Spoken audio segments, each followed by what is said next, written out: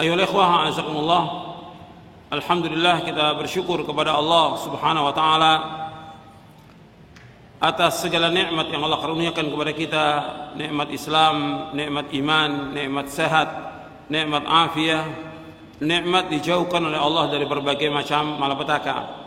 Nikmat diberikan hidayah di atas Islam dan sunnah. Ini merupakan nikmat yang paling besar yang wajib kita syukuri. Atas semua nikmat yang Allah karuniakan kepada kita, maka nikmat yang paling besar yaitu nikmat Islam dan sunnah. Kita diberikan hidayah di atas Islam dan kita diberikan hidayah di atas sunnah Nabi sallallahu alaihi wasallam. Kemudian kita juga bersyukur kepada Allah SWT,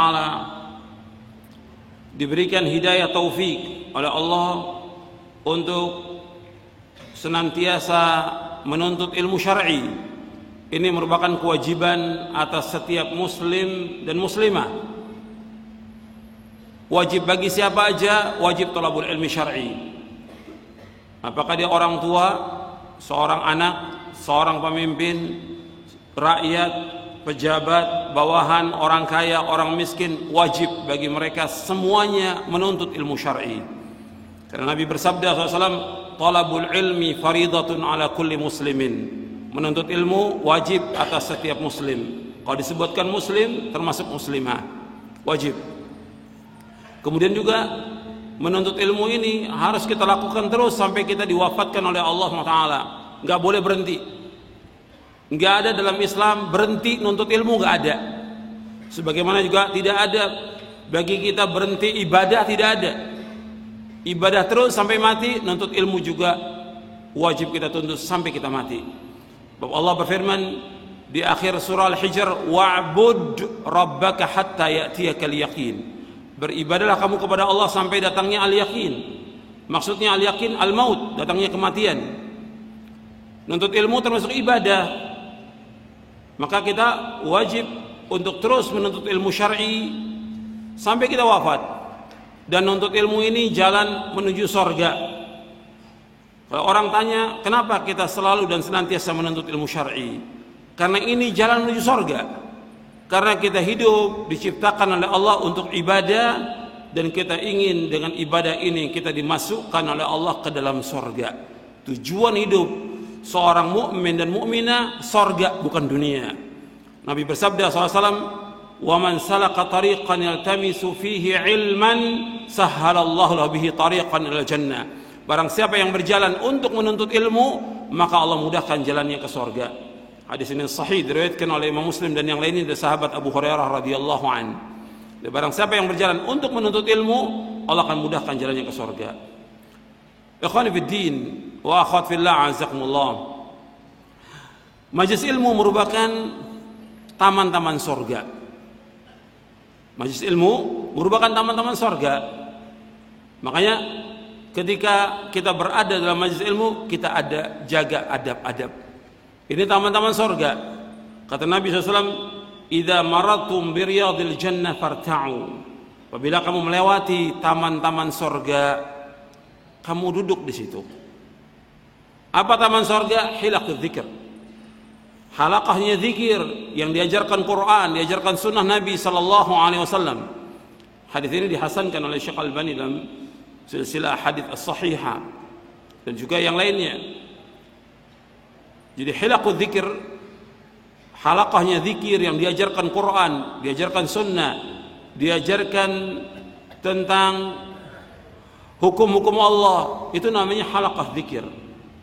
Makanya kita disuruh untuk bertanya kepada ahlu zikir. Ahlu zikir maksudnya ahlul ilmi. Fas'alu ahla dzikri in kuntum la ta'lamun. Tanyalah kepada ahlu zikir. Maksudnya ahlu zikir yaitu orang yang berilmu, jika kalian tidak mengetahui. Karena itu, karena kita berada di halaqah zikir, yang kita berkumpul di sini dalam rangka mengkaji ayat-ayat Allah dan hadis-hadis Nabi SAW, maka jaga adabnya. Dengarkan baik-baik. Antum pertama kali perhatikan semuanya, baik bagi saya, bagi antum juga. Pertama kali harus ikhlas karena Allah. Tanpa keikhlasan nggak ada manfaatnya semua kedatangan kita. Tanpa keikhlasan antum datang ke tempat ini nggak ada manfaatnya. Semua panitia tanpa keikhlasan nggak ada manfaatnya. Itu ingat tuh. Kita diperintah oleh Allah untuk ikhlas karena Allah, bukan untuk mencari sesuatu. Kita ingin mendapatkan ilmu yang bermanfaat, kita ingin faham tentang agama, kita ingin mengamalkan agama Islam dengan benar. Maka pertama kali harus ikhlas karena Allah SWT. Allah berfirman, "Wa ma umiru illa liya'budullaha mukhlishina lahuddin." Tidaklah mereka diperintah melainkan untuk beribadah kepada Allah dengan ikhlas karena Allah. Allah juga berfirman dalam surah Az-Zumar, "Fa'budillaha mukhlishan lahuddin." Dalam kamu beribadah kepada Allah dengan ikhlas semata-mata karena agamanya. Ikhlas ini dasar. Niat yang baik dasar, dan tegaknya agama ini dengan dasar yang kuat, yaitu ikhlas. Tanpa keikhlasan nggak akan diterima amal kita. Diperhatikan kepada semuanya, kepada saya, kepada antum, kepada panitia, kepada seluruh yang hadir, ikhwan dan akhwat, ingatkan, kita datang ke tempat ini harus ikhlas karena Allah Subhanahu wa taala. Meskipun kita sudah berusaha untuk ikhlas, tapi tetap terus berusaha bagaimana supaya kita ikhlas dan diterima amal kita oleh Allah Subhanahu wa taala. Yang kedua, itu faham. Antum berusaha untuk memahami apa yang disampaikan. Karena kalau antum nggak paham, nggak ada manfaat juga. Banyak orang nuntut ilmu nggak paham. Banyak juga ustadz yang ngajar dia nggak paham. Bagaimana dia menyampaikan ilmu, dia sendiri nggak paham. Gimana muridnya? Antum harus paham. Makanya Imam Bukhari menyebutkan di dalam kitab sahihnya tentang bab al-faham fil ilm.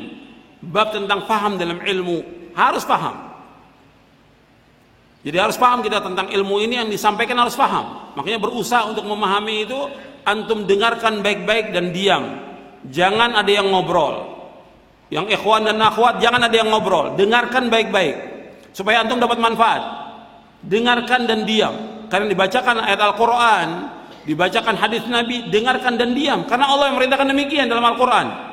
Allah berfirman dalam surah Al-A'raf di ayat 204, "Wa idza quri'al Qur'anu fastami'u lahu wa ansitu la'allakum turhamun." Apabila dibacakan Al-Quran, adalah kamu dengar dan diam agar kalian mendapatkan rahmat dari Allah. Dengarkan dan diam.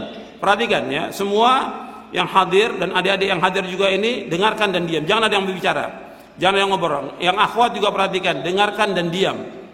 Dengarkan dan diam untuk paham. Karena nggak mungkin kita bisa tegak agama ini tanpa ikhlas dan tanpa paham. Kata Imam Ibnu Qayyim di dalam kitabnya I'lamul Muwaqqi'in di juz yang pertama, kata beliau, Islam itu tegak dengan dua. Yang pertama dengan husnul qasd, yang kedua dengan husnul faham. Islam tegak dengan dua. Yang pertama dengan husnul qasd, yaitu niat harus ikhlas karena Allah, niatnya harus benar karena Allah. Yang kedua husnul faham, dia harus paham tentang agama, tegak agama ini, ikhlas dan dia paham tentang agama. Kalau dia paham tentang agama, dia wajib mengamalkan agama itu dan dia menyampaikan agama kepada umat dengan benar, dengan ikhlas dan dengan pemahaman yang benar. Al-Quran was sunnah ala fahmi salaf, nggak ada yang lain. Hanya satu jalan menuju kepada Allah, jalan yang telah ditempuh oleh Rasulullah SAW dan para sahabatnya radhiyallahu anhum ajma'in. Itu yang wajib kita tempuh. Itu jalan selamat dan itu jalan yang membawa manusia ke surga. Untuk ingat itu. Ini jalan menuju surga hanya satu, jalan tempuh Rasulullah SAW dan para sahabatnya. Dan setiap ilmu yang disampaikan kita harus paham. Makanya para ulama ketika membaca kitab itu mereka berusaha untuk memahami isi kitab itu. Bukan sekedar tamat, tapi paham dari apa yang dikaji. Makanya untuk mendukung pemahaman ini, supaya antum paham, antum dengarkan, antum diam. Untuk bisa paham yang disampaikan, antum dengarkan, antum diam, antum catat. Yang menyuruh mencatat Rasulullah SAW. Nabi bersabda SAW, qayyidul ilma bil kitab, ikat ilmu itu dengan tulisan.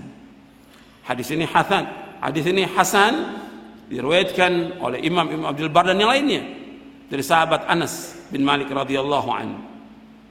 Syekh Albani mengumpulkan semua jalannya bahwa hadis ini hasan, qayyidul ilma bil kitab. Anas bin Malik juga mengatakan radhiyallahu an, qayyidul ilma bil kitabah, ikat ilmu itu dengan tulisan. Jadi, untuk bisa paham, dengarkan, diam, catat apa yang disampaikan. Kemudian nanti setelah itu kita berusaha untuk mengamalkan. Karena buahnya ilmu untuk diamalkan. Buahnya ilmu diamalkan. Kata Imam Ibnu Jauzi rahimahullah di dalam kitabnya Saidul Khatir, kata beliau, orang yang paling miskin di muka bumi ini orang yang belajar nuntut ilmu tapi dia tidak mengamalkan. Ini orang yang paling miskin di muka bumi ini. Makanya kita harus mengamalkan ilmu ini.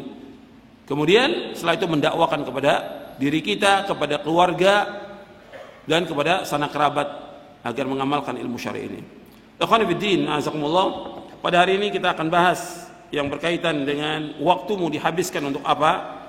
Kita bahas tentang ini karena kalau kita lihat fenomena yang ada, banyak sudah kaum muslimin yang menyia-nyiakan waktunya dengan sia-sia.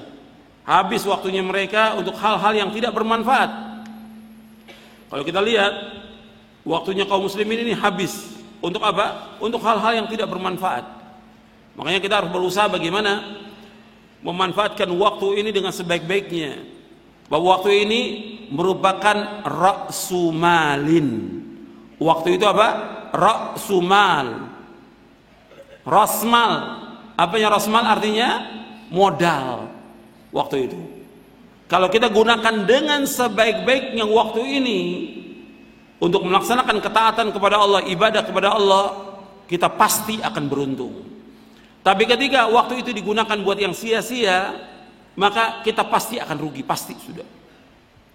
Makanya Allah Subhanahu wa taala berfirman, wal 'ashr innal insana lafi khusr illa alladziina aamanu wa 'amilus shalihat wa tawashaw bil haqq wa tawashaw bis sabr. Wal 'ashr, demi masa, demi waktu. Jadi Allah mengingatkan kepada kita demi masa, demi waktu. Tolong diperhatikan, jangan ada yang main HP. Jangan main HP, jangan foto-foto. Di belakang masih foto-foto. Dengarkan baik-baik.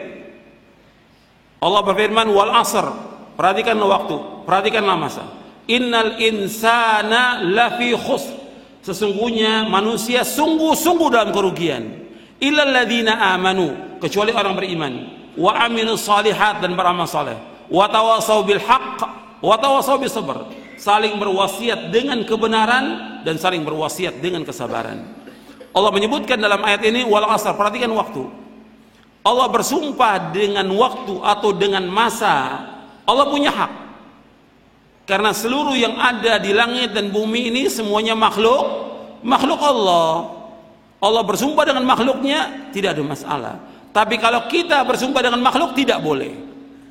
Nggak boleh. Kita wajib bersumpah dengan nama Allah. Nggak boleh bersumpah dengan demi Rasulullah, demi Ka'bah, tidak boleh. Ini syirik dan kufur, tidak boleh. Kita harus bersumpah dengan nama Allah.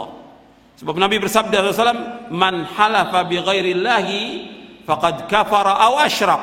Barang siapa yang bersumpah dengan selain nama Allah, maka dia telah kufur atau dia telah berbuat syirik. Tidak bersumpah harus dengan nama Allah. Tapi Allah bersumpah dengan makhluknya, nggak ada masalah. Wal 'ashr, wasyams, wadduha, wal lail, dan yang lainnya, itu nggak ada masalah. Nah, Allah ketika bersumpah dengan waktu, Allah menyuruh kita untuk memperhatikan apa? Waktu ini perhatikan. Kata Allah, innal insana lafi khusr, sesungguhnya manusia sungguh-sungguh dalam kerugian. Sesungguhnya manusia sungguh-sungguh dalam kerugian. Semuanya manusia. Alif lam lil istighraq, untuk seluruh manusia rugi. Kecuali Allah kecualikan 4 di sini. Illal ladzina amanu, kecuali orang beriman. Wa amilus shalihat, dan beramal saleh. Wa tawasaw bil haqq, saling berwasiat dengan kebenaran. Wa tawasaw bis sabr, dan saling berwasiat dengan kesabaran. Kemudian ditambahkan lagi fawaid dari ayat ini ada 5, yaitu yang dikecualikan orang yang beriman. Kemudian yang kedua, orang berilmu. Karena apa? Karena nggak mungkin kita melakukan amal soleh tanpa ilmu. Orang yang berilmu dimuliakan oleh Allah, orang yang punya ilmu syar'i. Yang ketiga, amal-amal soleh. Yang keempat, saling berwasiat dengan kebenaran. Yang kelima, saling berwasiat dengan kesabaran. Jadi ikhwan fillah, azakumullah, waktu ini sangat penting, dan kita diberikan oleh Allah waktu di dunia ini sangat sebentar. Ya, setengah hari atau 1 hari. Umur kita, umur umat Nabi Muhammad 60 sampai 70 tahun. Kata Nabi, a'maru ummati baina 60 wa 70. Wa qalla may yajuz dzalik. Kata Nabi, umatku itu umurnya 60 sampai 70, sedikit yang lewat dari 70. Jadi sedikit yang lewat dari 70 tahun, sedikit sekali. Makanya 60, 70 ini kalau dibandingkan dengan kehidupan akhirat, 60-70 tahun itu seolah-olah kita hidup ini hanya setengah hari atau satu hari. Di waktu pagi atau waktu petang. Asyiyatan au duhaha. Di waktu sore atau waktu pagi kita hidup dunia ini. Jadi Allah menyebutkan demikian, satu hari kita hidup ini. Maka kalau satu hari kita berlomba-lomba dan melakukan amal-amal ketaatan. Tapi kita lihat manusia ini banyak rugi. Kenapa? Ya kita lihat fenomena yang ada, sedikit orang yang melakukan ketaatan. Yang ngaji aja ya, meskipun sekian banyak nih ribuan, dibandingkan yang nonton konser musik, lebih banyak yang nonton konser musik. Yang ngaji dengan yang tidak ngaji banyak yang mana? Yang tidak ngaji. Jadi sedikit orang yang mau melaksanakan ketaatan. Terbanyak manusia tidak tahu, kata Allah. Walakinna aktsaran nasi la ya'lamun. Kebanyakan manusia tidak tahu. Walakinna aktsaran nasi la yashkurun. Kebanyakan manusia tidak bersyukur pada Allah. Yang banyak itu bukan ukuran kebenaran. Makanya kita berusaha menjadi yang sedikit. Wa qalilun min ibadiyasy syakur. Sedikit, gunakan waktu ini yang sebaik-baiknya.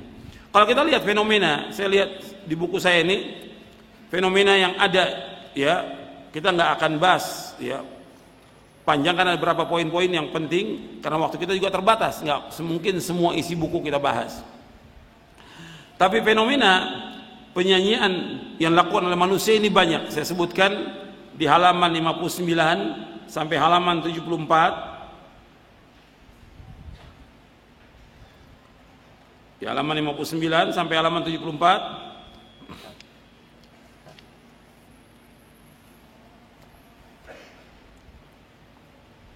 Jadi fenomena di bab yang ketiga ya, fenomena penyanyian waktu yang dilakukan oleh kaum muslimin.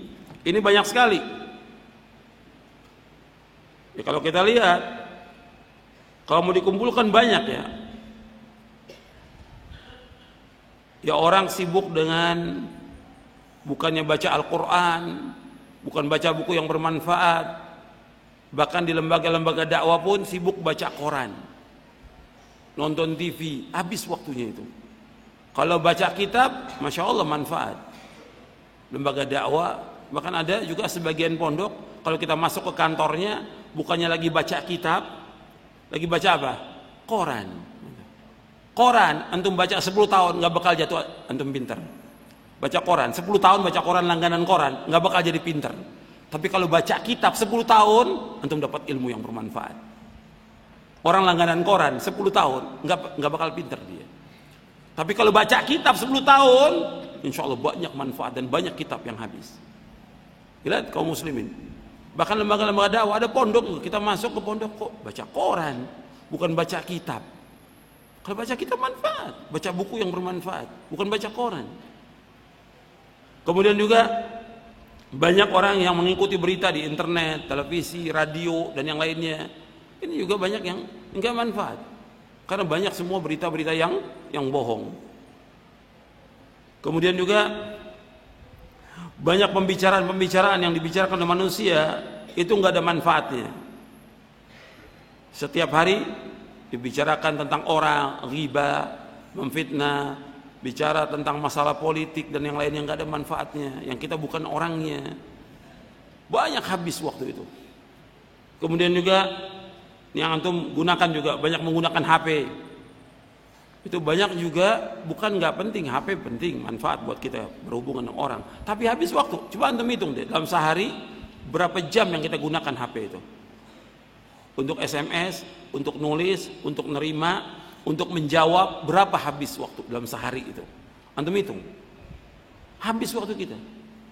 Jadi banyak waktu yang sia-sia kalau kita hitung ini banyak. Kemudian juga banyak kita menyibukkan diri dengan hobi, banyak melakukan jalan-jalan, rekreasi, tamasya. Rekreasi tamasya boleh sekali-kali. Tapi kalau setiap Sabtu Ahad tamasya, setiap Sabtu Ahad rekreasi, habis waktu kita. Kalau dibandingkan antara dia waktu rekreasi, tamasya dengan ngaji, lebih banyak berjalan-jalannya dia. Atau berkunjung ke tempat teman, berkunjung ke sini, berkunjung, itu habis waktunya. Kemudian juga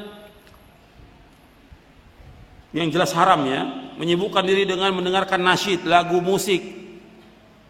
Ini saya bahas di buku Hukum Lagu, Musik dan Nasyid. Ada buku saya tulis tentang hukum lagu. Saya bawakan dalil-dalilnya dari Quran, dari sunnah Nabi yang sahih, penjelasan para sahabat, tabi'in, tabi'ut tabi'in, kemudian juga para imam madhab dan yang lainnya tentang haramnya musik. Ada nanti antum baca di buku itu. Kemudian juga banyak membaca buku-buku yang tidak bermanfaat. Banyak buku-buku yang antum baca nggak bermanfaat. Makanya ketika kita mau baca buku, tanya dulu kepada guru, ini buku apa yang bermanfaat? Buku-buku apa yang bisa kita baca? Sebab kita harus membaca buku yang bermanfaat buat kita. Jangan kita mampu beli, kita baca. Akhirnya buku itu, pertama betul kita keluarkan uang. Dan ini besar uang yang kita keluarkan. Yang kedua, kita baca menghabiskan waktu. Yang ketiga yang berbahaya, kalau buku itu bukan buku yang benar, ngerusak kita, memberikan syubhat. Dan itu yang paling parah, yang berbahaya buat kita. Makanya ketika kita akan baca buku, tanya dulu kepada guru, kepada ustadz yang paham, supaya kita tahu buku ini manfaat atau tidak, supaya tidak sia-sia. Jangan sampai waktu kita habis terbuang dengan baca buku yang tidak bermanfaat. Dulu para ulama saja dulu ya, yang menyibukkan diri dengan ilmu kalam, filsafat, mereka baca buku-buku filsafat itu, akhirnya di akhir hayatnya mereka jadi orang yang bingung. Bingung dia. Bingung. Sampai matinya dalam keadaan bingung mereka. Kenapa? Nggak manfaat ilmu yang mereka cari. Dan mereka ngakui demikian. Semuanya. Saya sudah berjalan di muka bumi ini, saya sudah baca buku-buku mereka, tapi nggak ada manfaat sama sekali. Itu sampai akhir hayatnya. Rugi waktunya. Kan waktu kita terbatas dan akan ditanya oleh Allah, waktu kita ini akan ditanya oleh Allah. Untuk apa? Akan ditanya oleh Allah. Nanti saya akan sebutkan hadisnya. Kemudian juga banyaknya main-main. Juga banyak tidur, banyak main-main. Ini juga buang-buang waktu, nggak boleh kita. Hidup kita ini untuk yang bermanfaat. Dunia ini Allah sebutkan dalam Al-Quran, dunia ini Allah sifatkan dalam Al-Quran, bahwa dunia ini apa Allah sebutkan dalam Al-Quran? Innamal hayatud dunya la'ibun walahwun. Kehidupan dunia ini main-main. Beda dengan kehidupan akhirat. Kalau akhirat sungguh-sungguh kita dalam ketaatan. Kita nggak bisa main-main. Main-main sekedarnya aja. Tapi kehidupan dunia, kehidupan main-main. Kehidupannya orang kafir, kehidupan main-main. Kita jangan dibawa. Orang kafir berusaha bagaimana mengajak kita untuk sibuk dengan main-main. Orang kafir, dia ingin sama dengan mereka kita. Diajak, disibukkan dengan main-main. Kehidupan dunia, kehidupan main-main. Sedangkan kehidupan yang abadi, yang kekal, kehidupan akhirat, yang harus kita cari kehidupan akhirat. Yang kita harus cari kehidupan akhirat. Kemudian juga termasuk yang buang-buang waktu lagi, seperti apa? Nonton televisi. Ini banyak waktu yang terbuang ini. Kalau televisinya kayak TV Roja, radio Roja, manfaat. Tapi ini TV-TV yang beritanya juga nggak benar, pakaiannya juga telanjang, maksiat. Kalau kita lihat televisi yang ada, lebih dari 90% itu nggak ada manfaatnya. Habis waktu. Banyak itu. Ya, dari ikhwan atau ibu-ibu juga yang habiskan waktunya di depan TV. Kau dengarkan kajian di radio Roja, TV Roja, manfaat. Tapi kalau yang lain gak ada manfaatnya. Habis waktu. Nonton sinetron, habis waktu gak ada manfaatnya. Begitu juga dia sibuk dengan nonton pertandingan sepak bola. Itu gak manfaat itu. Ini dibahas oleh para ulama khusus tentang masalah hakikatu quratil qadam. Tapi bukan di sini pembahasannya. Ada buku khusus dibahas oleh seorang syekh setebal ini, 500 halaman bukunya. Judulnya Hakikatu Quratil Qadam. Hakikat main bola itu bagaimana menurut syariat. Dibahas panjang lebar di buku itu. 500 halaman. Banyak yang tidak manfaat kalau kita lihat. Habis waktu. Nonton bola, ikut main bola. Bukan berarti nggak boleh. Sekedarnya boleh, sekedarnya. Tapi jangan habis waktu untuk itu. Nggak boleh. Sampai nggak semangat lagi dia belajar, nuntut ilmu gara-gara main bola, nggak boleh dalam Islam. Itu hanya sekedarnya aja boleh, sekedarnya aja. Boleh. Tapi jangan sampai habis waktu kita buat yang demikian. Bahkan sampai buang-buang waktu. Atau mendengarkan lawakan atau yang lainnya.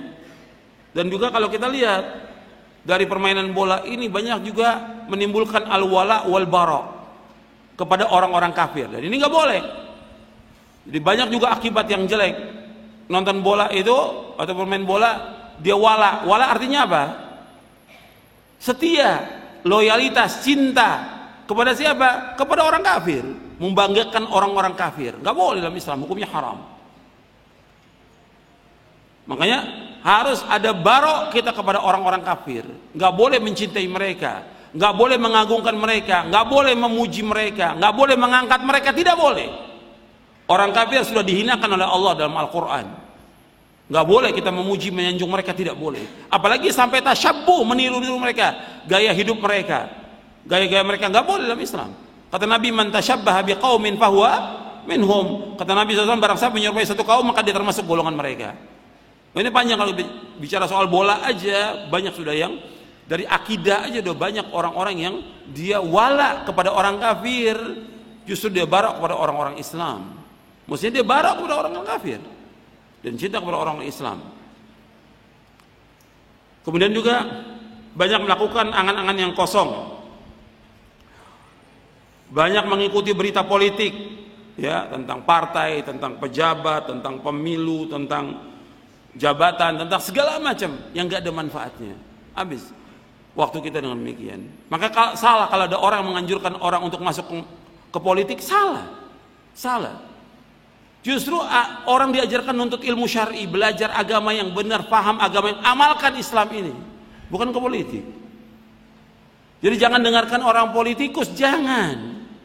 Dengarkan para dai, dengarkan para ulama. Syekh Al-Albani rahimahullah mengatakan minas siyasatil an tarku siyasa. Kata Syekh Al-Albani rahimahullah, termasuk politik sekarang ini meninggalkan politik. Karena politik yang ada, politik yang kotor, bukan politik syar'i. Undang-undang yang ada bukan undang-undang Islam. Belum lagi di situ ada saling menjatuhkan, saling merusak, saling menyogok, hasad, dan yang lain sudah semua terjadi, kerusakan yang ada di dalamnya. Dan ketika dia sudah naik mendapatkan jabatan, apa dia membela Islam? Dia nggak bela Islam. Yang penting saya sudah dapat kursi. Habis itu nggak ada lagi yang perjuangkan buat Islam. Jadi slogan-slogan yang dia sampaikan semuanya slogan yang bohong. Itu saya bahas di muqaddimah buku saya tentang jihad fisabilillah. Jihad fisabilillah saya jelaskan tentang kondisi politik dan juga partai-partai yang ada di buku itu. Kemudian juga habis juga waktu untuk kerja, untuk dagang, untuk usaha, untuk tugas. Waktu untuk kerja wajib kita kerja, wajib dagang, wajib mencari nafkah, wajib. Tapi jangan habis waktu kita buat itu. Kalau kita lihat sekarang ini habis waktunya, dari mulai ba'da subuh sampai malam. Kerja berangkat pagi, pulangnya malam. Sampai ditinggalkan kewajiban dia sholat berjamaah, ditinggalkan dia untuk membaca Al-Quran, ditinggalkan kewajibannya kepada orang tuanya, kewajiban kepada istri, kepada anak, ditinggalkan karena apa? Kerja, dagang, usaha. Dagang, usaha, kerja wajib untuk mencari nafkah, karena kita nggak boleh hidup bergantung pada orang lain. Kita wajib mencari nafkah, tapi sekedarnya, sebagaimana Rasulullah SAW dan para sahabatnya juga sekedarnya. Tidak seperti sekarang kita lihat habis waktunya buat dagang, habis waktunya buat kerja, habis waktunya buat tugas dan segala macam, habis waktunya. Buat akhiratnya mana? Nggak ada buat akhirat. Yang ada semua buat dunia. Jadi antum perhatikan itu, banyak waktu yang disia-siakan oleh kaum muslimin. Kemudian juga banyak begadang juga banyak sia-sia ini, yang nggak manfaat. Ya begadang, kalau ada tugas sekedarnya juga kita laksanakan. Tapi jangan habis waktu buat yang demikian. Karena di waktu begadang, di samping tugas yang kita lakukan, Tapi juga kita harus isi dengan yang bermanfaat. Apakah dengan baca Al-Quran, dengan hafalan, dengan sholat witir, dengan doa kepada Allah di waktu malam itu. Jangan habis buat ngobrol. Ketika begadang kan banyak kumpul berapa orang tuh ngobrol, habis waktunya. Kadang-kadang menggibah orang, membicarakan aib orang lain. Banyak yang sia-sia. Coba diisi dengan yang bermanfaat. Diisi dengan bermanfaat. Kemudian lagi kalau kita lihat lagi kegiatan kaum muslimin lagi, banyak lagi kegiatan yang syirik.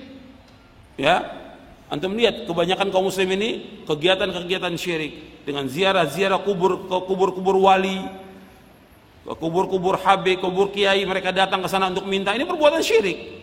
Perjalanan mereka kadang dari luar kota, berapa jam mereka berjalan untuk itu. Kemudian untuk berbuat syirik, seluruh amalnya akan habis kalau orang berbuat syirik.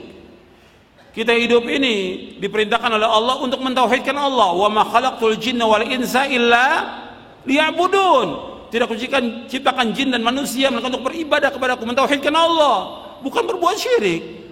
Orang kalau berbuat syirik, seluruh amalnya akan hapus. Pahala sholatnya, puasanya, zakatnya, hajinya, sedekahnya, semuanya hapus.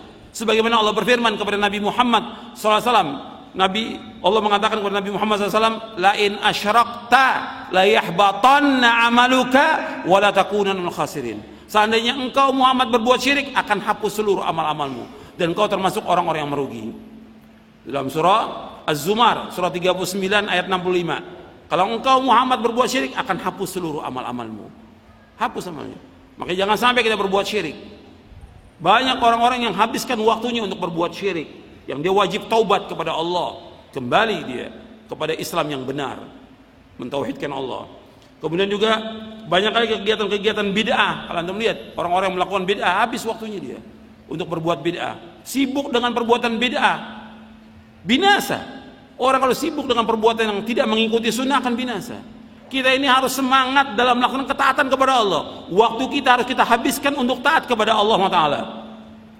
Nabi bersabda dalam satu hadis yang diriwayatkan oleh Imam Ibn Hibban, kata Nabi SAW, inna likulli ummatin, inna likulli amalin syirrah, inna likulli amalin syirrah wa likulli syirratin fatrah, faman kana fatratu ila sunnati faqad ihtada wa man kanat ila ghairi dzalik faqad halak.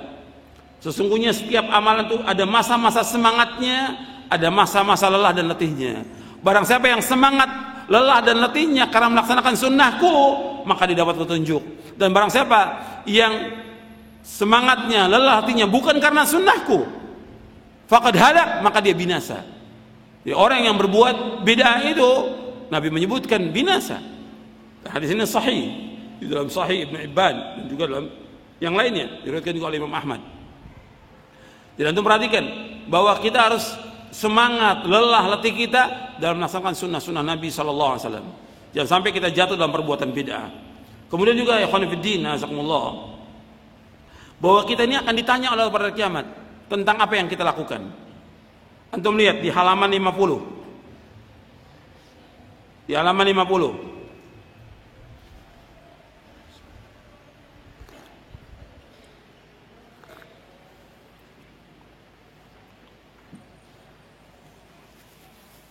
Itu masih bisa masuk lagi enggak? Supaya yang di tangga itu bisa naik ke atas.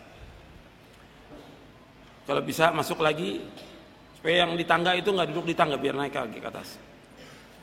Coba panitia diatur. Kemudian juga yang akhwat masuk lagi ke dalam itu, akhwat.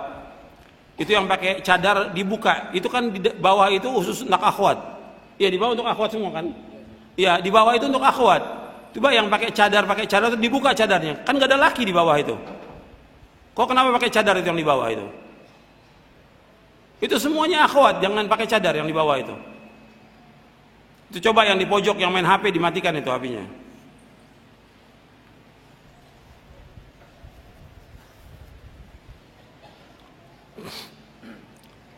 Nabi bersabda sallallahu alaihi wasallam, coba antum agak maju lagi sedikit. Agak maju lagi sedikit. Kesian yang di bawah itu yang di luar kepanasan.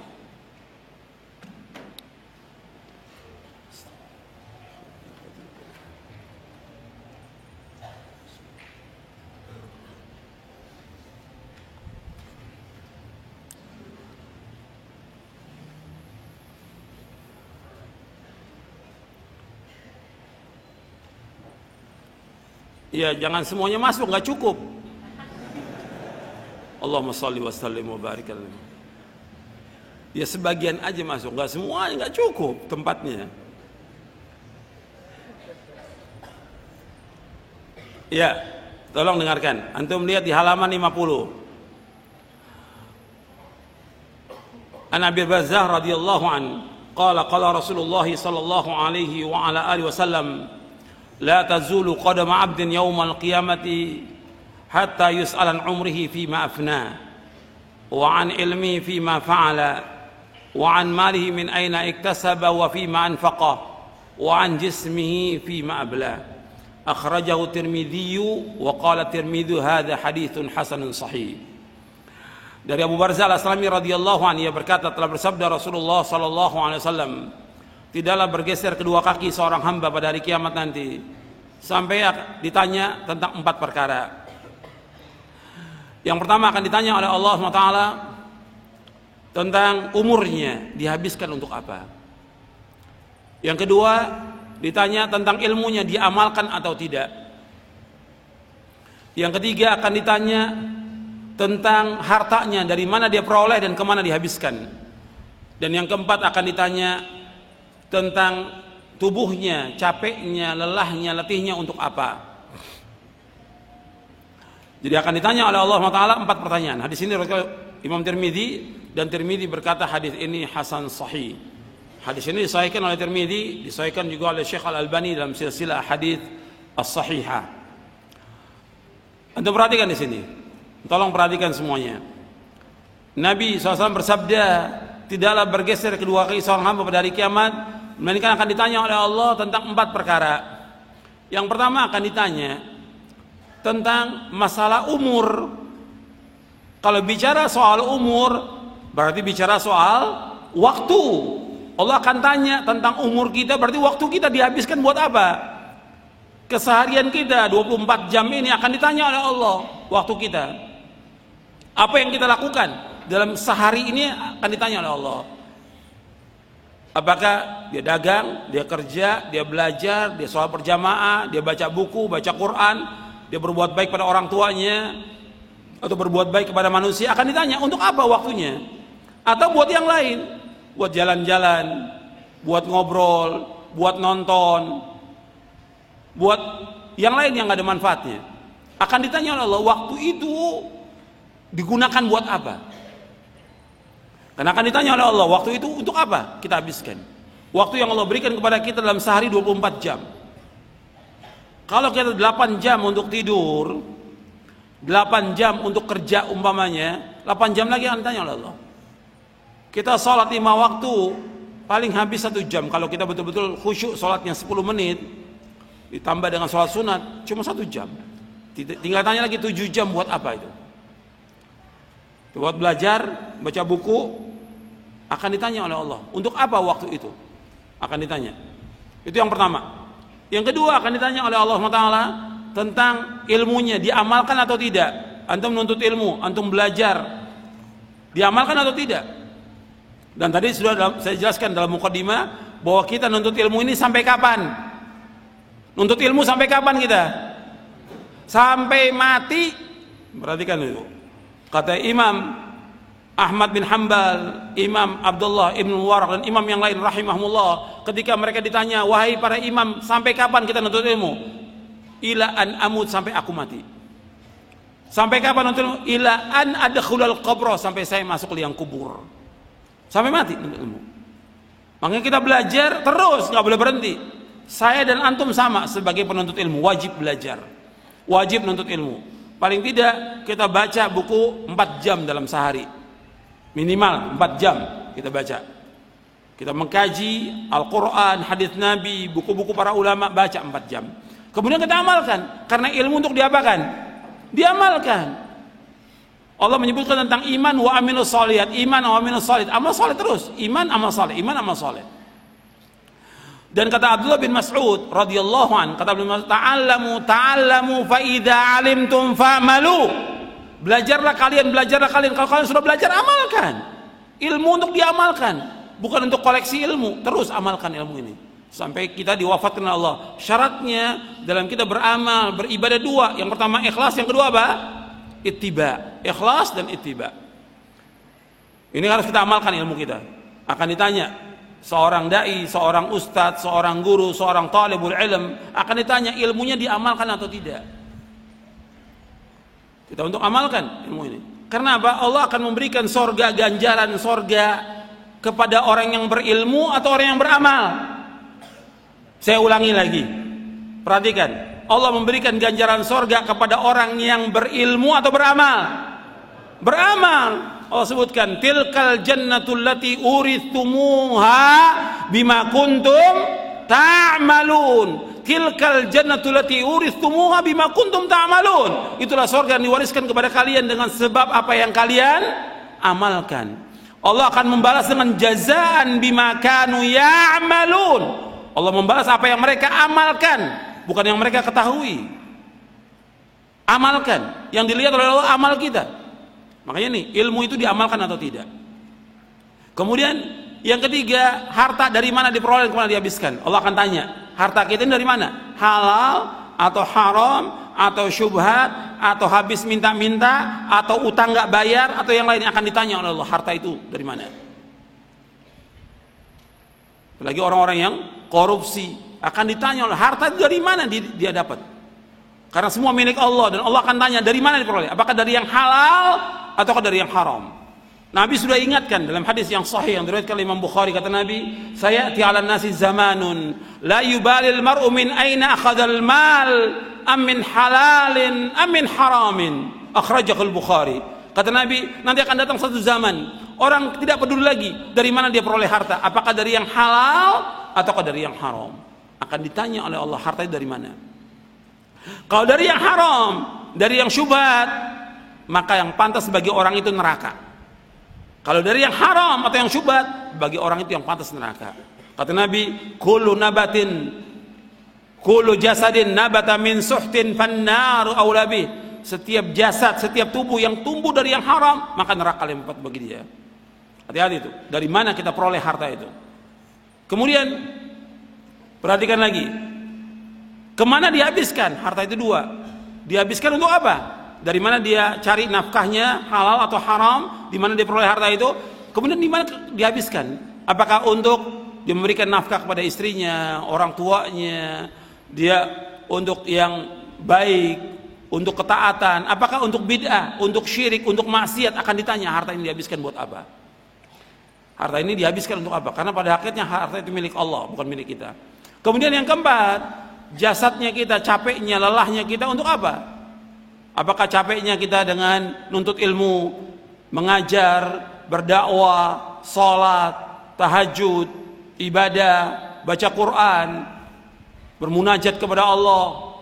Apakah capeknya kita untuk perbuatan atau kegiatan-kegiatan yang sia-sia? Akan ditanya oleh Allah. Capeknya kita, badan kita ini untuk apa? Kalau capeknya, lelahnya kita dalam rangka taat kepada Allah, ibadah kepada Allah, manfaat selama kita ikhlas. Tapi kalau capeknya bukan untuk yang manfaat, yang sia-sia, maka kita rugi. Jadi perhatikan, ini masalah waktu, betul-betul untuk gunakan sebaik-baiknya. Jangan sampai sia-sia waktu kita. Dan kita akan ditanya oleh Allah tentang waktu kita. Sekarang kita akan bahas, setelah kita melihat fenomena penyanyian waktu yang dilakukan oleh manusia. Saya sebutkan kurang lebih ada 18 fenomena yang sudah saya sebutkan poin-poinnya. Nggak perlu saya baca, karena yang penting poin-poinnya itu banyak dilakukan oleh manusia sia-sia. Ini kalau saya sebutkan begini, bukan hanya orang awam yang melakukan sia-sia ini. Bukan hanya orang awam, Anda perhatikan ya. Ketika saya sebutkan penyanyian waktu yang dilakukan oleh manusia, bukan hanya orang awam, terkena kepada para penuntut ilmu, terkena kepada para dai, terkena kepada para ustadz, terkena juga kepada ulama. Banyak para dai juga yang menyanyikan waktunya dengan sia-sia. Seperti yang saya contohkan, kita masuk lembaga-lembaga dakwah atau pondok, bukannya dia sibuk dengan ilmu, sibuk dengan baca, sibuk dengan zikir, sibuk dengan bermanfaat, apa? Dengan baca koran, ngobrol yang sia-sia. Hatta dai-dai juga banyak yang menyanyikan waktunya dengan sia-sia. Banyak. Makanya kita harus betul-betul menghargai waktu ini. Kita akan ditanya tentang waktu kita. Jangan sampai ada waktu yang terbuang dengan sia-sia.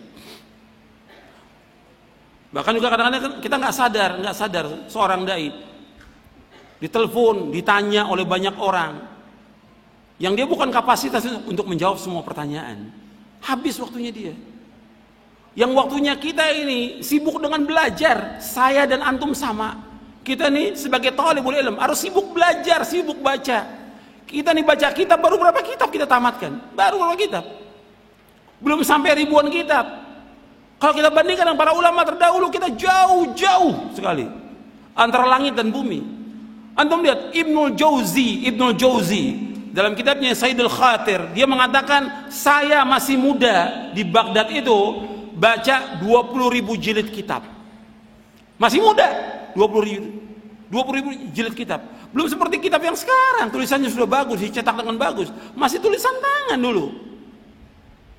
Tulisan tangan dan juga kertasnya nggak rapi seperti sekarang.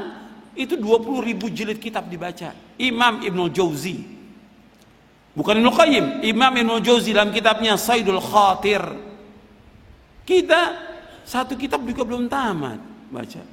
Bahkan yang berani lagi, yang keterlaluan, ada orang yang baca kitab aja belum tamat, belum bisa bahasa Arab, dakwah, ngajar, nggak boleh, nggak punya hak sama sekali dia untuk dakwah. Karena banyak yang tampil dai-dai yang nggak ngerti, dai karbitan, yang nggak ngerti agama, ceramah. Ini ngerusak agama, orang-orang seperti ini, ngerusak agama. Nggak boleh dalam Islam. Orang yang berdakwah wajib dia menuntut ilmu. Nggak boleh dia berdakwah tanpa ilmu.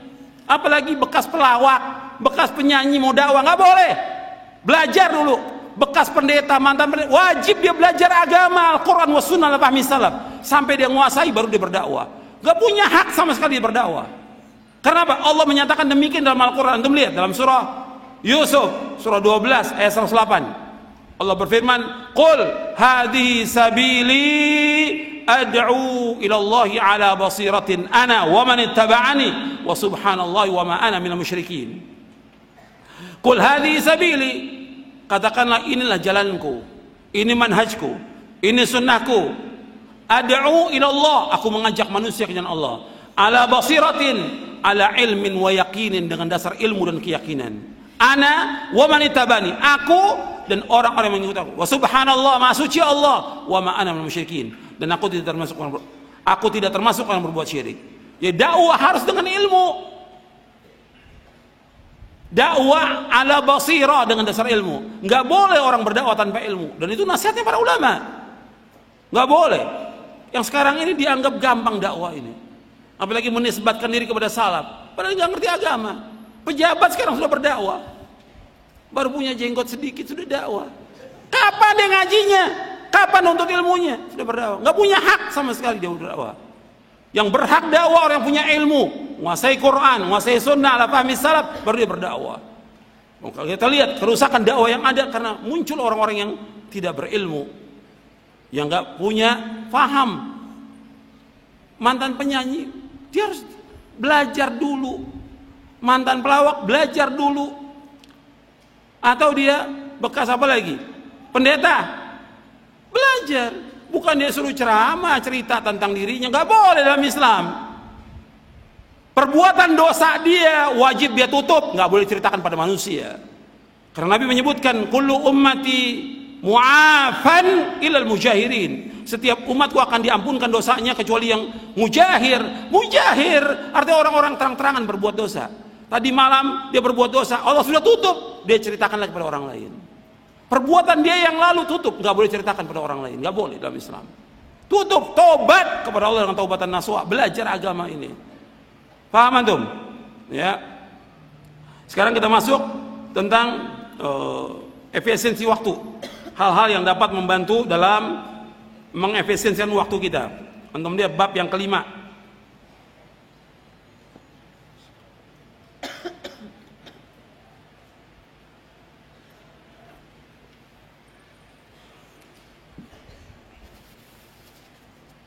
Tolong diperhatikan. Ya, yang punya bukunya dilihat, yang tidak punya buku dicatat. Jangan tidur. Perhatikan, jangan tidur, jangan ngantuk. Ini majelis ilmu, majelis zikir, dihadir oleh malaikat. Jangan tidur. Ini bukan tempat tidur. Perhatikan baik-baik. Supaya antum manfaat. Kita ingin saya manfaat, antum juga manfaat. Waktu kita jangan terbuang dengan sia-sia. Hal-hal yang dapat membantu dalam mengefisienkan waktu. Artinya hal yang dapat membantu kita dalam kita menggunakan waktu ini untuk hal yang bermanfaat. Yang pertama, ini enggak semuanya saya baca. Ada berapa? Mungkin ada 10 yang perlu saya baca kepada antum. Sadar akan pentingnya waktu. Jadi waktu ini betul-betul kita ini terbatas. Allah berfirman dalam surah Al-Mu'minun ayat 112, 113. Qala kam labithtum fil ardi adada sinin. Qalu labithna yawman aw ba'da yawmin fas'alil 'addin. Allah berfirman, berapa tahunkah lamanya kalian tinggal di bumi? Mereka menjawab, kami tinggal di bumi sehari atau setengah hari. Maka tanyakanlah kepada mereka yang menghitung. Nah, perhatikan, Allah sebutkan di sini bahwa kita tinggal di bumi setengah hari atau 1 hari. Dibandingkan dengan apa? Dibandingkan dengan apa? Dengan kehidupan akhirat yang jutaan tahun. Kita ini pada hakikatnya umur kita 60 atau 70 tahun. Kita ini cuma setengah hari hidup ini. Kalau setengah hari mesti kita berlomba-lomba melakukan amal-amal ketaatan. Setengah hari kita hidup ini atau 1 hari. Imam Ibnu Jauzi rahimahullah berkata, sepatutnya bagi manusia mengetahui kemuliaan waktu dan kadar waktunya. Jangan ia sia-siakan waktunya walaupun hanya 1 menit tanpa ada ketaatan kepada Allah SWT. Dalam Sayyidul Khatir. Jadi 1 menit aja kita harus betul-betul gunakan waktu yang sebaik-baiknya. Saya ambil contoh, ya, tolong perhatikan. Contoh 1 menit, ya, antum umpamanya, ini kan orang banyak ya wudunya antri. Lagi antum antri wudu, bisa kan antum ucapkan astagfirullah, astagfirullah, astagfirullah, subhanallah, walhamdulillah akbar, la haula wala quwwata. Bisa nggak itu? Bisa. Manfaat nggak itu? Manfaat. Antum nunggu bis, nunggu kereta, atau sambil bawa motor, bisa antum berzikir kepada Allah. Manfaat tidak? Manfaat. Jadi hatta 1 menit manfaat waktu itu. Kita nunggu. Jadi waktu itu harus berharga. Apa yang bisa kita baca, kita baca. Kita bawa mobil, berzikir kepada Allah. Macet, kita bisa lakukan yang lain. Bisa baca, atau bisa nulis, catat, atau sambil dengarkan ayat Al-Quran. Nanti jalan lagi, kita berzikir lagi kepada Allah. Banyak waktu yang bermanfaat yang bisa kita lakukan. Kita kadang-kadang nggak gunakan itu. Kesempatan-kesempatan itu banyak sekali yang kita bisa berzikir kepada Allah. Sebab semua umur kita akan ditanya oleh Allah. Maka jangan kita disibukkan dengan dunia, jangan disibukkan dengan angan-angan kosong. Kalau orang kafir, mereka sibuk dengan dunia. Memang mereka dikasih kenikmatan apa? Dunia, semuanya. Makanya dunia ini bagi orang yang beriman apa? Penjara. Ad-dunya sijnul mu'min wa jannatul kafir, kata Nabi SAW. Dunia itu penjaranya bagi orang beriman, surga bagi orang kafir. Hadis sahih riwayat Muslim dan Tirmidzi. Orang kafir Allah sebutkan dalam Al-Quran, "Dzarhum ya'kulu wa yatamatta'u wa yulhimul amal fasawfa ya'lamun." Biarkan mereka dunia makan dan bersenang-senang dan dilalaikan oleh angan-angan kosong.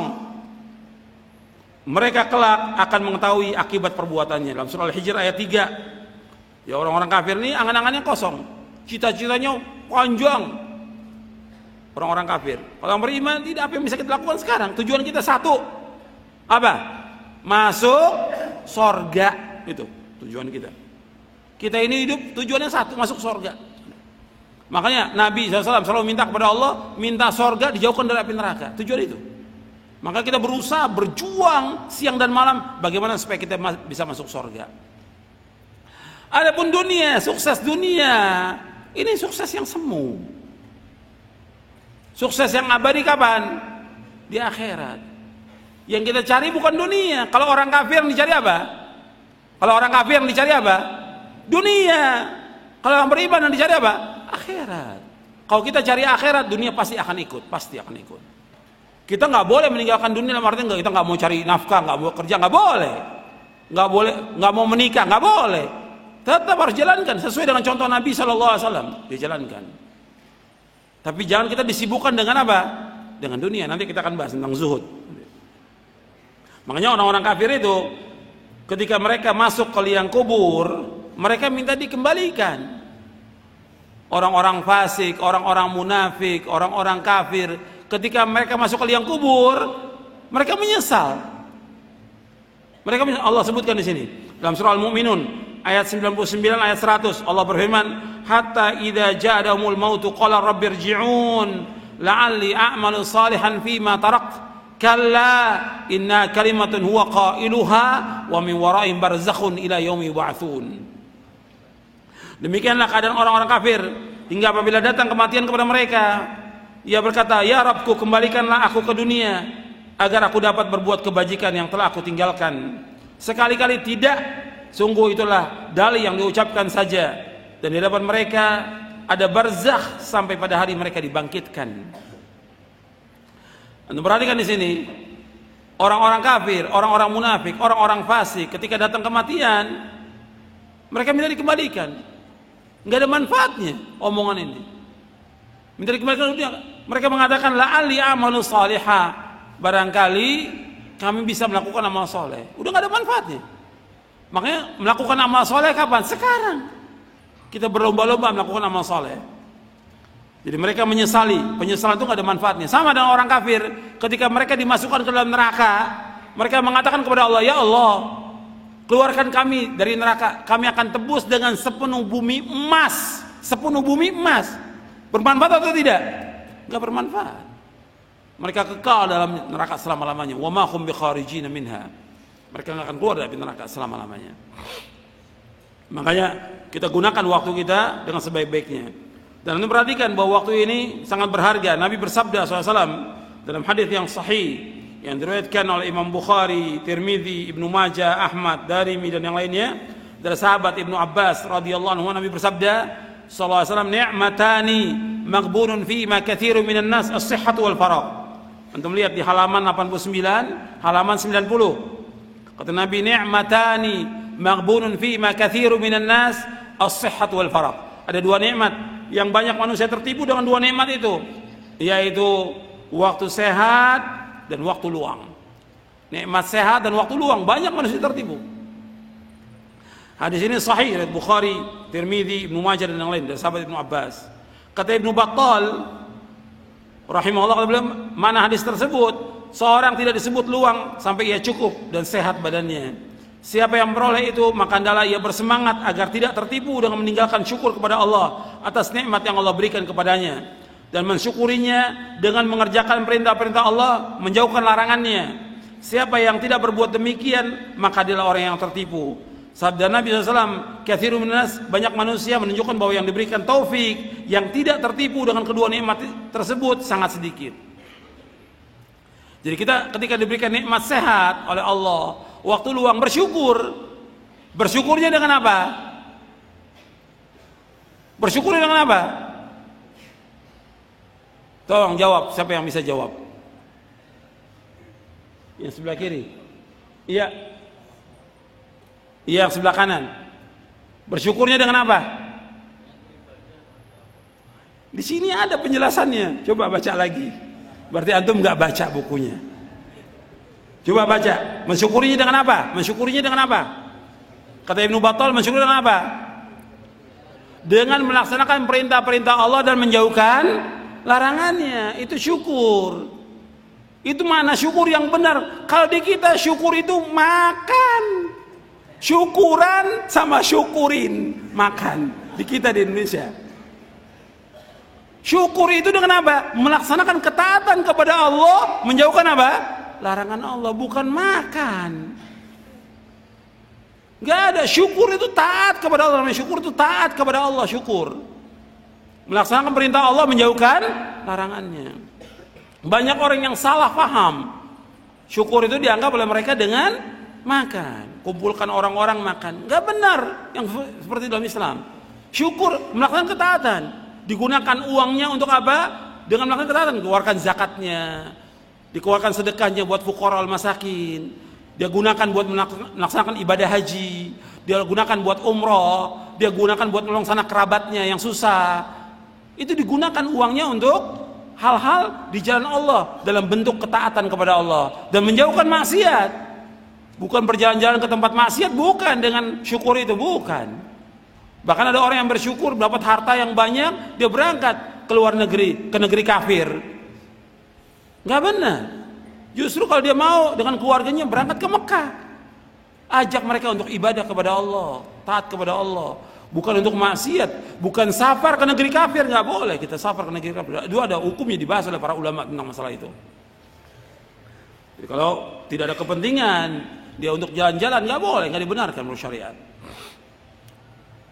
Jadi ingat, ketika kita sehat, ketika kita punya waktu yang luang, gunakan kesempatan ini dengan sebaik-baiknya. Kenapa? Suatu waktu kita pasti akan sakit. Kita sebagai manusia mesti akan sakit. Nggak ada orang selamanya sehat, nggak mungkin. Jangankan kita, Nabi Muhammad SAW juga sakit sebagai manusia. Para sahabat juga sakit sebagai manusia. Wali-wali Allah, para sahabat itu semuanya wali Allah, sakit juga. Makanya gunakan waktu sehat dengan ibadah kepada Allah, begitu juga waktu luang kita gunakan untuk taat kepada Allah. Kata Imam At-Tibi, kata beliau begini, Nabi membuat perumpamaan seorang pedagang yang memiliki modal. Antum lihat di halaman 91. Nabi SAW membuat perumpamaan seorang pedagang memiliki modal.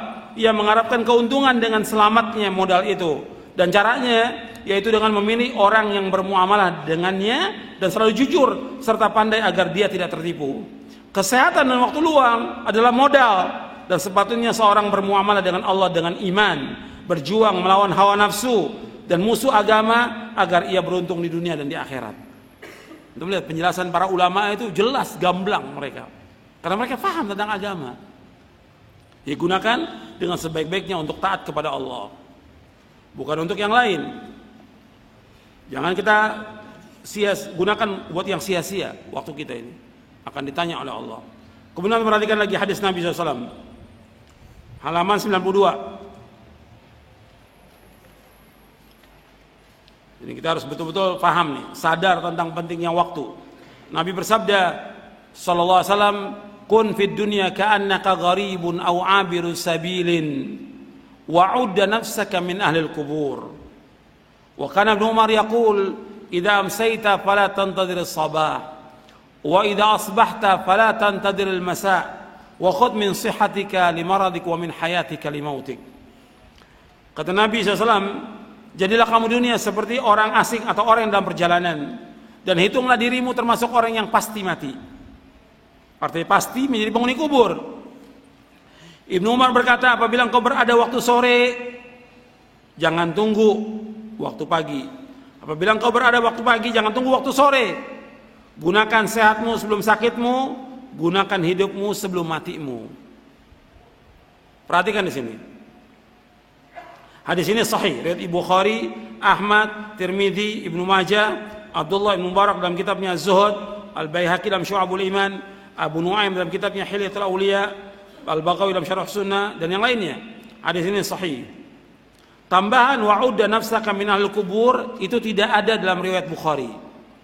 Wa'udda nafsaka minal kubur tidak ada dalam riwayat Bukhari, adanya dalam riwayat Ahmad, At-Tirmidzi, Ibnu Majah dan yang lainnya.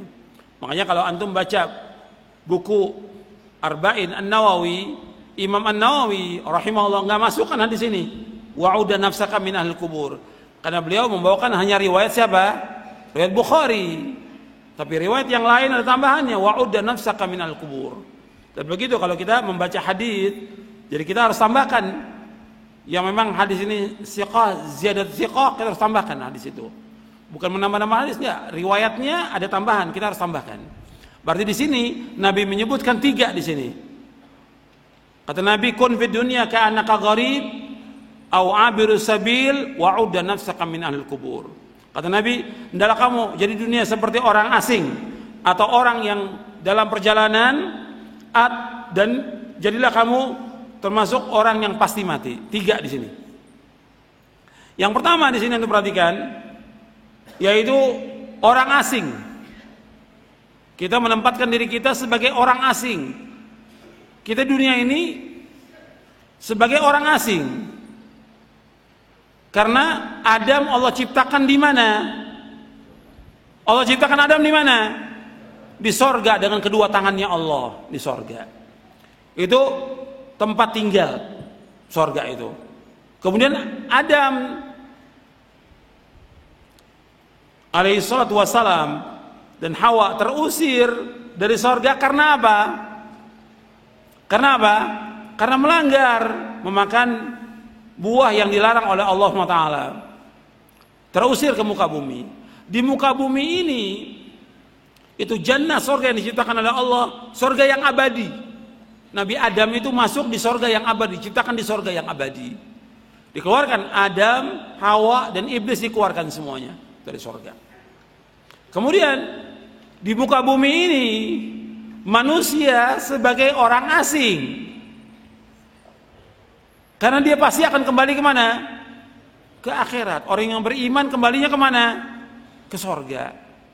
Kalau dia sebagai orang asing di muka bumi ini, orang asing kalau tinggal di setempat nggak lama.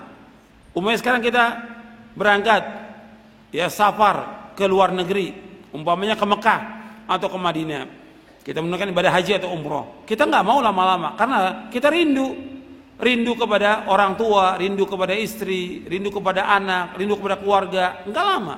Maka dia berusaha bagaimana melaksanakan ibadah semaksimal mungkin, kemudian segera pulang. Itu orang asing. Itu perumpamaan orang asing. Seperti kita juga tugas keluar kota umpamanya, kita di luar kota sebagai orang asing.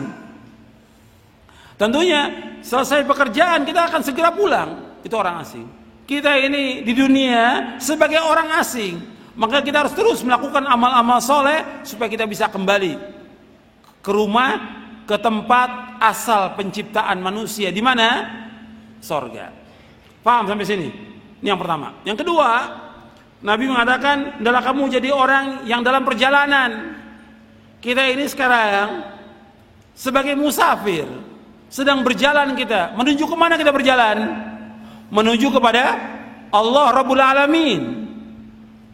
Maka dinasihat oleh para nabi, fafirru ilallah, larilah kamu kepada Allah. Kita sebagai musafir, kita sedang berjalan menuju kepada Allah. Kita sedang berjalan menuju akhirat. Seorang musafir ketika dalam perjalanan, apakah semua barangnya dibawa sama dia? Perabot rumahnya, tempat tidurnya dibawa enggak? Enggak kalau musafir. Paling hanya beberapa aja yang penting yang dibawa, uang, sekedar makanan. Kita juga demikian. Kita di dunia ini hanya sekedarnya aja. Yang kita bawa ketakwaan kepada Allah dan amal saleh. Bekalnya kita kata Allah, wa tazawwadu fa inna khairaz zadid taqwa wa taquni ya ulul albab. Berbekalah kalian karena sebaik-baik bekal adalah apa? Takwa. Takwa bekal yang terbaik itu. Maka kita punya bekal takwa, ketaatan kepada Allah dan amal-amal soleh. Kita sedang musafir. Kita ini dunia sedang berteduh. Nabi ketika ditawarkan berbagai macam kekayaan, Nabi kabar, mali walid dunia, kata Nabi. Apa aku dengan dunia? Aku nggak ada hasrat dengan dunia, kata Nabi SAW.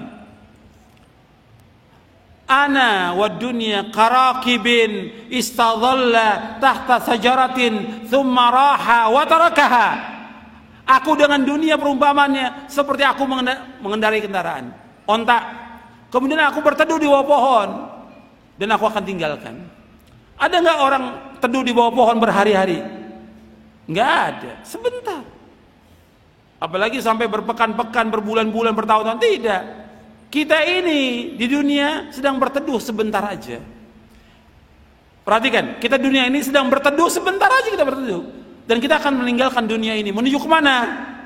Menuju kepada Allah Rabbul Alamin. Pasti akan kembali.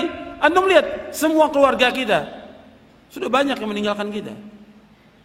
Makanya kita sedang berjalan menuju kepada Allah. Kalau sekarang umur kita 40 tahun atau 50 tahun, berarti tinggal berapa tahun lagi kita akan kembali kepada Allah, pasti itu. Makanya kita ini sedang mengendarai kendaraan menuju kepada Allah. Siapkan takwa kita dan bekal kepada Allah. Yang ketiga, Nabi umpamakan di sini, hendaklah kamu pasti menjadi penghuni kubur. Karena pasti orang mati itu pasti atau tidak? Pasti. Perhatikan, kita hidup dalam kepastian. Jangan hidup dalam bayang-bayang. Dunia ini hidup bayang-bayang, fata morgana, yang pasti hancur dunia ini. Tapi kita hidup dalam kepastian. Kematian itu pasti. Sorga itu pasti. Saya ulangi lagi. Kematian itu pasti. Pertanyaan di alam barzah, alam kubur pasti. Adanya nikmat kubur dan siksa kubur pasti ada. Pasti ada. Kita akan dikembalikan kepada Allah itu pasti. Kita akan ditanya dihisab pasti. Kita akan melewati sirat pasti. Adanya sorga dan neraka pasti. Semua serba kepastian. Karena itu kita harus punya bekal. Kita pasti mati. Maka ketika ada orang meninggal dunia, kita ucapkan apa? Ucapkan apa? Inna lillahi wa inna ilaihi raji'un. Semua kita milik Allah dan kita pasti akan kembali kepada Allah, pasti. Tapi orang yang mengucapkannya tidak sadar semuanya. Yang mengucapkannya kebanyakan tidak sadar. Habis mengucapkan innalillahi, tetap aja sibuk dengan dunia. Sibuk dengan dosa, sibuk dengan maksiat, sibuk dengan permainan. Berarti udah ucapkan innalillahi wa inna ilaihi raji'un. Kita ini milik Allah dan kita pasti akan kembali kepada Allah. Semua pasti akan kembali kepada Allah. Pasti. Maka Nabi katakan wa'udda nafsaka min ahlil kubur. Hitung diri kamu termasuk orang yang pasti menjadi penghuni kubur. Sekarang kalau sudah demikian Nabi sebutkan 3. Perhatikan nih pemahaman sahabat. Tolong perhatikan. Jangan ngobrol, jangan tidur. Perhatikan, tolong perhatikan. Setelah disebutkan 3 ini, antum lihat pemahaman sahabat. Ibnu Umar memahami hadis Nabi ini. Kata Ibnu Umar apa? Apabila engkau berada pada waktu sore, jangan tunggu waktu apa? Pagi. Kerjakan pekerjaan sore. Apa yang bisa kita kerjakan di waktu sore? Habis sholat asar, zikir.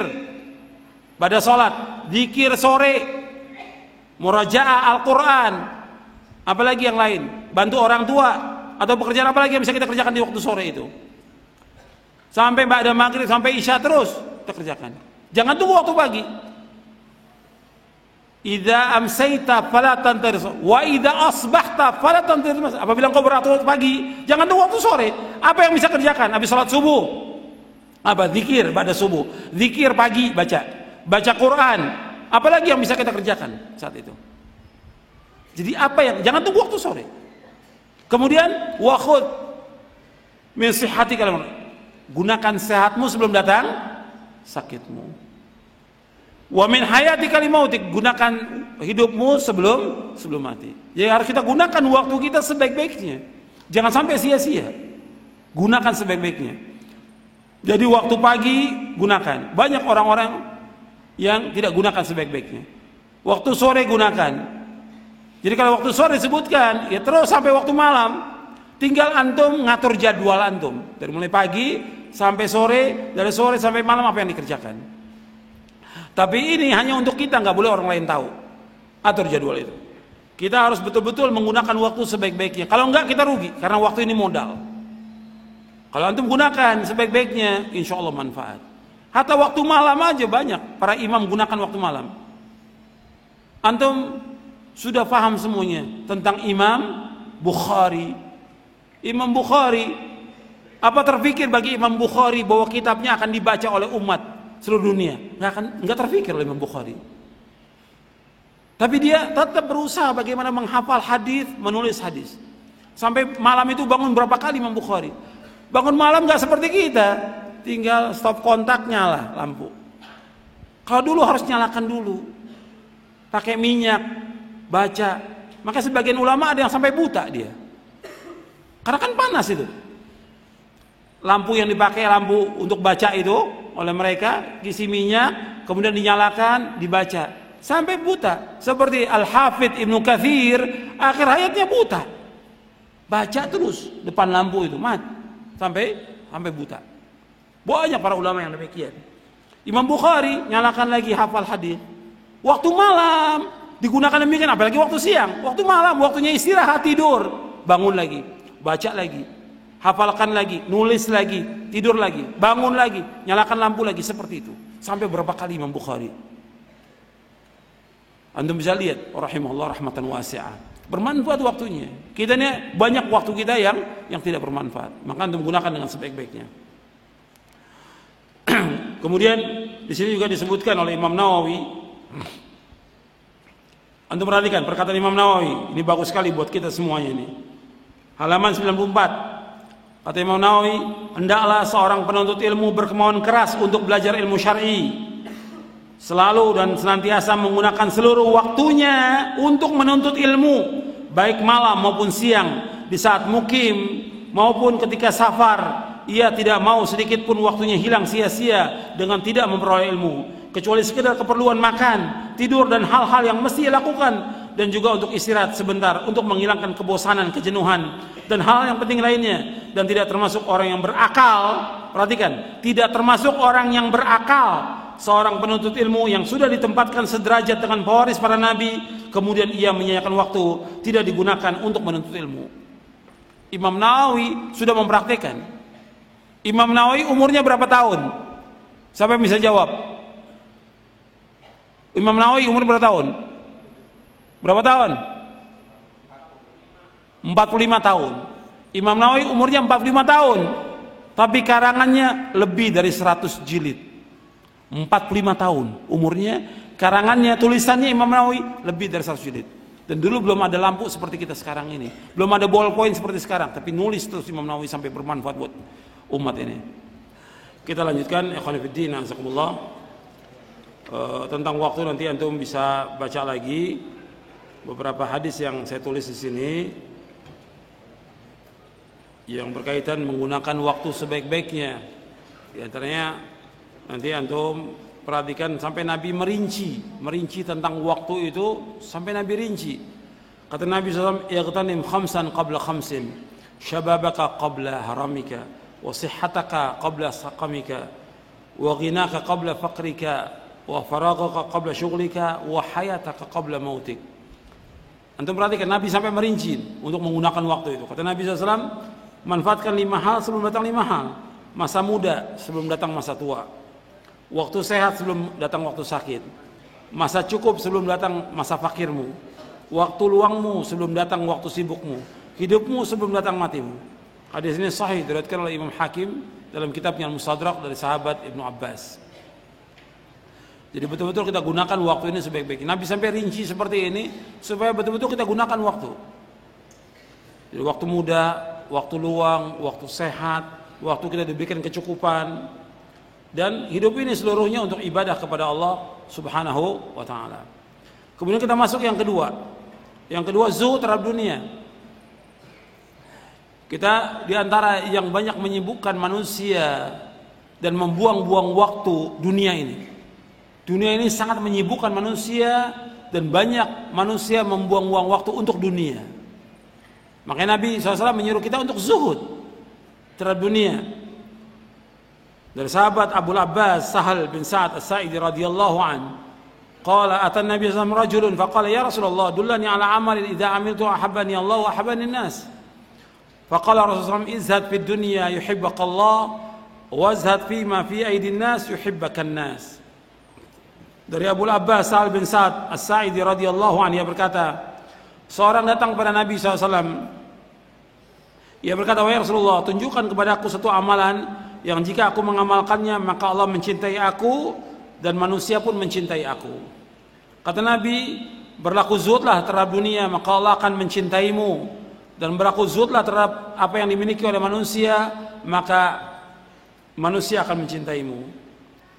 Hadis ini hasan, diriwayatkan oleh Imam Ibnu Majah dari sahabat Sal bin Sa'ad As-Sa'idi, disahihkan oleh Al-Hakim, dihasankan juga oleh Al-Hafidz Al-Iraqi dan yang lainnya. Hadis ini hasan, disuruh kita untuk zuhud. Apa makna zuhud?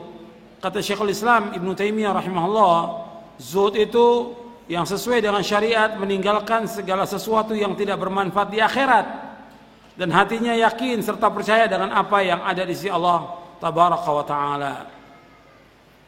Jadi zuhud meninggalkan apa yang tidak bermanfaat di akhirat. Ya dunia enggak bermanfaat di akhirat. Kesibukan dengan dunia enggak bermanfaat di akhirat. Kedudukan jabatan enggak bermanfaat di akhirat. Bermain-main, banyak bermain-main enggak bermanfaat di akhirat. Menumpuk harta yang banyak enggak bermanfaat di akhirat. Kecuali yang kita perlukan. Ada orang yang punya umpamanya mobil, dia punya mobil 3 umpamanya, yang dia pakai setiap hari 2, 1 nggak bermanfaat, jual mobil ini, dipakai buat ibadah haji atau umroh atau sedekah. Kenapa? Nggak bermanfaat untuk di akhirat. Yang selebih ini nggak bermanfaat di akhirat. Uang yang kita simpan, kita keluarkan zakatnya. Kita gunakan buat ibadah haji, kita gunakan buat umroh, kita gunakan buat yang lainnya. Tapi sekedar untuk menumpuk-numpuk harta, diperbanyak harta itu. Atau yang wanita juga mengumpulkan emas, nggak manfaat. Kalau dia meninggal, milik dia atau milik ahli waris? Kalau seorang mengumpulkan harta sebanyak-banyaknya, mengumpulkan perhiasan sebanyak-banyaknya, kalau dia meninggal untuk siapa? Untuk dia atau ahli waris? Untuk ahli waris, bukan untuk dia. Yang untuk dia, yang dia sedekahkan, yang dia infakkan, yang dia gunakan untuk jihad fisabilillah. Makanya kita zuhud terhadap dunia ini. Jangan tamak kepada dunia. Letakkan harta itu di tangan kita, bukan di hati. Ada harta yang kita peroleh, kita gunakan buat sedekah, infak dan yang lain. Lepas tangan ini. Jangan letakkan di hati, letakkan di tangan. Jadi perhatikan itu, bahwa kesibukan kita terhadap dunia, ketamakan ke dunia, gak ada bermanfaat di akhirat, rugi. Jadi kita harus zuhud terhadap dunia. Zuhud artinya meninggalkan apa yang tidak bermanfaat nanti di akhirat.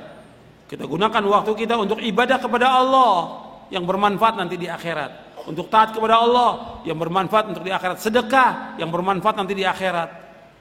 Gunakan itu, zuhud terhadap dunia. Kemudian yang kedua, zuhud terhadap apa yang dimiliki oleh manusia, di tangan manusia. Kita nggak boleh hasad, nggak boleh dengki. Orang punya rezeki atau punya gaji lebih dari kita, atau dia punya kendaraan, atau dia punya keturunan yang saleh, nggak boleh kita iri. Kita doakan mereka dengan barokah. Nggak boleh sama sekali kita iri kepada manusia, hukumnya haram dalam Islam. Dan nggak boleh juga kita minta-minta apa yang di tangan manusia, tidak boleh. Iri nggak boleh, minta-minta kepada manusia, hukumnya haram dalam Islam. Jadi Allah menyuruh kita untuk minta kepada Allah, bukan kepada manusia. Allah berfirman di dalam surah An-Nisa di ayat 32, Allah berfirman, "Wala tatamannaw ma faddalallahu bi ba'dakum 'ala ba'd. Lirijali nasibu mimma iktasabu wa linisai nasibu mimma iktasabna was'alullaha min fadlihi. Innallaha kana bikulli syai'in 'alima." Janganlah kalian berharap. Jangan berharap. Jangan hasad, jangan dengki apa yang Allah berikan sebagian kalian dan sebagian yang lainnya. Laki-laki mendapatkan bagian dari apa yang mereka usahakan. Wanita mendapatkan bagian dari apa yang mereka usahakan. Dan mintalah karunia dari Allah. Was'alullah min fadli. Minta kepada Allah. Jangan berharap kepada manusia, jangan. Dan Allah Maha mengetahui segala sesuatu itu. Makanya Nabi mengajarkan kepada Ibnu Abbas radhiyallahu anhuma, Nabi mengajarkan, idza sa'alta fas'alillah wa idza sta'anta fasta'in billah. Apabila engkau minta, minta hanya kepada Allah. Apabila engkau minta tolong hanya kepada Allah. Minta-minta kepada manusia hukumnya haram dalam Islam, haram hukumnya. Dan itu merusak tauhid. Tauhid apa? Merusak tauhid apa? Tauhid rububiyah. Karena bicara soal tauhid rububiyah, Allah sebagai khalik, Allah sebagai razik, Allah sebagai malik, Allah mudabbir, muhyi, mumit dan yang lainnya. Berkaitan dengan perbuatan Allah. Tauhid rububiyah itu Allah sebagai pencipta, pemberi rezeki, pemilik langit dan bumi, mengatur alam semesta, menghidupkan, mematikan. Allah sudah bagi rezeki ini kepada semua manusia, semua binatang, semua makhluk. Allah sudah bagi rezeki ini kepada manusia yang mukmin, kafir, fasik, munafik. Allah bagi rezeki kepada mereka semuanya. Makanya kita nggak boleh mengharap kepada manusia. Kita minta kepada siapa rezeki ini? Kepada Allah, karena yang memberikan rezeki Allah. Ketika dia minta kepada manusia, rusak tauhid apanya? Tauhid rububiyahnya. Itu dijelaskan oleh Imam Ibnu Qayyim dalam kitabnya Madarijus Salikin. Nggak boleh minta-minta kepada manusia, hukumnya haram. Syekhul Islam juga menjelaskan dalam majmu' fatwanya, nggak boleh minta-minta, hukumnya haram kepada manusia, nggak boleh. Yang berkaitan dengan pribadi kita, nggak boleh. Atau antum minta permen kepada teman, nggak boleh, nggak boleh. Itu perhatikan, kita minta hanya kepada Allah saja, tidak kepada yang lain. Jadi kalau kita tidak berharap kepada manusia, kita nggak mengharapkan sesuatu kepada manusia, maka kita menjadi orang yang dicintai oleh manusia. Jangan mengharap kepada manusia, jangan. Jangan mengharap kepada orang kaya, kepada pejabat, jangan. Ingat bahwa yang memberikan rezeki bukan mereka, yang memberikan rezeki Allah. kita tawakal kepada Allah, bukan kepada manusia, kepada Allah. Kalau kita redho dengan rezeki yang Allah berikan kepada kita, dan kita cukup dengan apa yang Allah berikan kepada kita, nggak mengharap kepada apa yang diberikan manusia, maka kita jadi orang yang paling kaya di muka bumi ini. Kata Nabi SAW, wai'as bima fi aidin nas takun ghaniyya. Hendaklah kamu putus asa dengan apa yang di tangan manusia, kamu jadi orang yang paling kaya. Kata Nabi, wa'lam anna syarafal mu'min qiyamuhu bil lail wa izzahu istighna'u 'anil nas. Kata Nabi, ketahuilah bahwa mulianya seorang mukmin dengan dia bangun di tengah malam, dengan tahajud dia di tengah malam, dan mulianya seorang mukmin dengan dia tidak mengharapkan sesuatu dari manusia, maka dia mulia. Ini semua riwayatnya hasan dan sahih, disahihkan dan dihasankan oleh Syekh Al-Albani dalam kitabnya Sahih Jami' Shaghir, dan juga dalam Sahih At-Targhib wa Tarhib. Dalam riwayat yang lain juga Nabi bersabda, perhatikan, Nabi bersabda, warda bima qasamallahu laka takun aghanan nas. Hendaklah kamu redho dengan apa yang Allah berikan kepada kamu. Kamu redho dan puas dengan rezeki apa yang Allah berikan kepada kamu. Kamu jadi orang yang paling kaya di muka bumi ini. Kaya. Jangan mengharap. Ingat, orang yang mengharap sesuatu kepada manusia pasti akan kecewa. Pasti akan kecewa. Tapi orang yang mengharap kepada Allah tidak akan kecewa selama-lamanya. Maka jangan mengharap kepada manusia. Harap kepada Allah SWT. Atau kita punya teman atau punya murid orang kaya, jangan mengharapkan sesuatu. Kalau kita mau dakwah karena Allah, jangan mengharapkan sesuatu dari mereka, jangan. Ini ajaran Islam, supaya kita mulia di dunia dan mulia di akhirat. Kemudian juga untuk perhatikan, seorang muslim nggak boleh terperdaya dengan dunia, nggak boleh tertipu dengan dunia.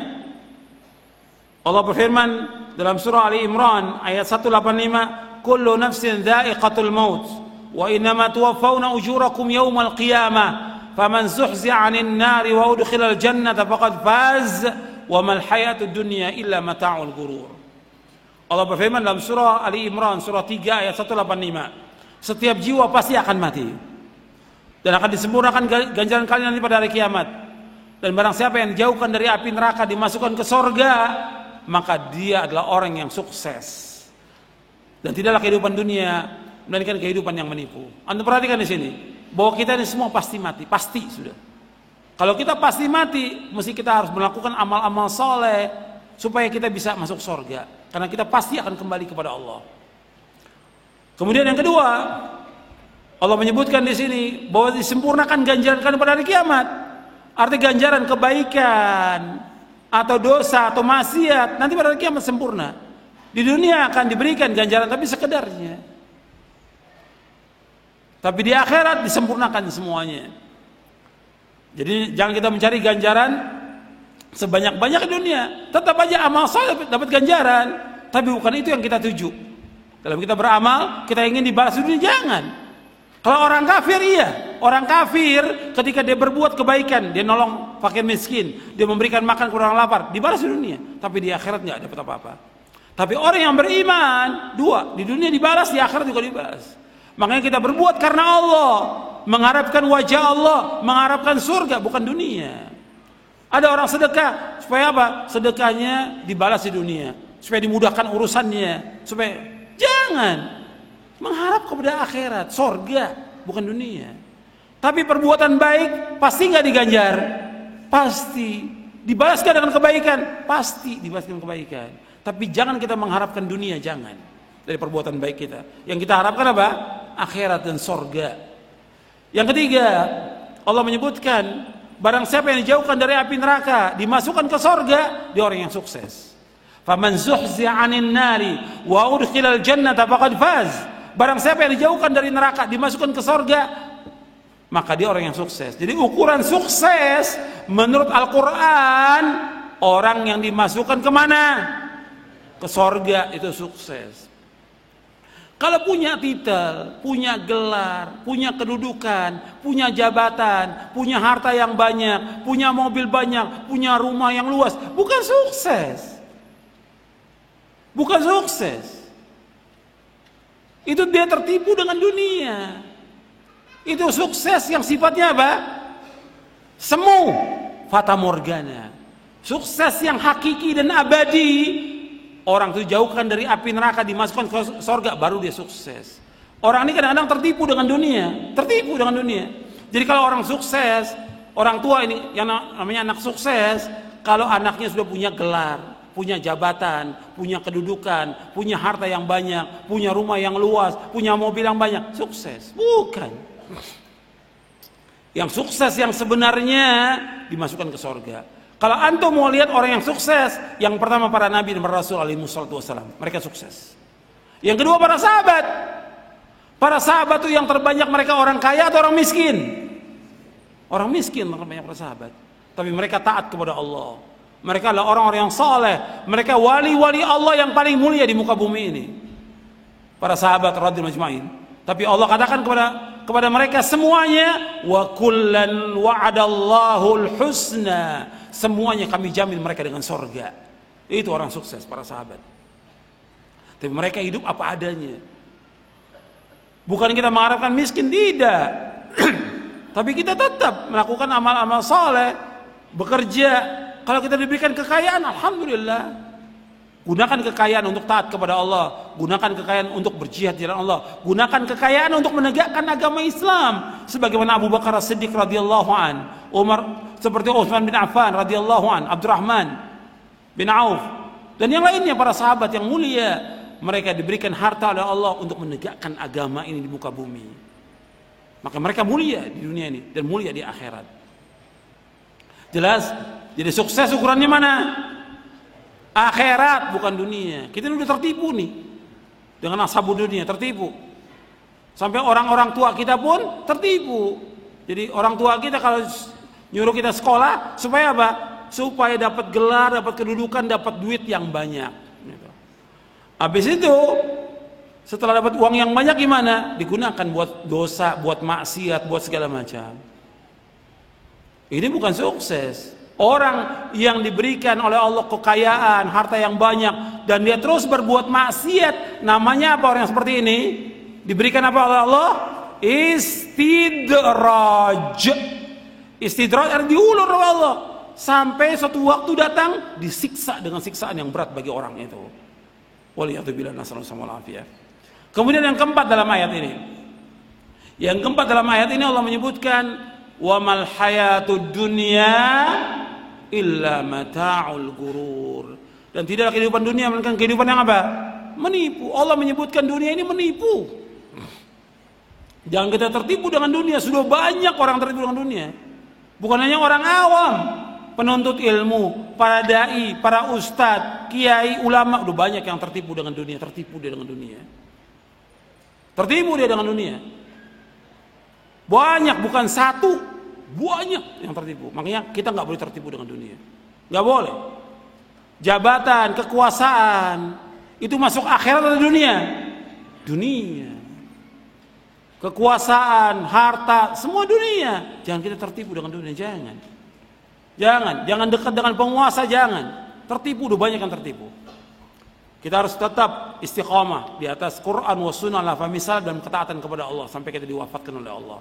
Kita hidup sederhana dengan ketaatan, jangan tertipu dengan dunia. Kemudian selanjutnya, kita masuk yang ketiga. Yang ketiga, senantiasa mengingat kematian. Jadi kita harus terus ingat kepada kematian.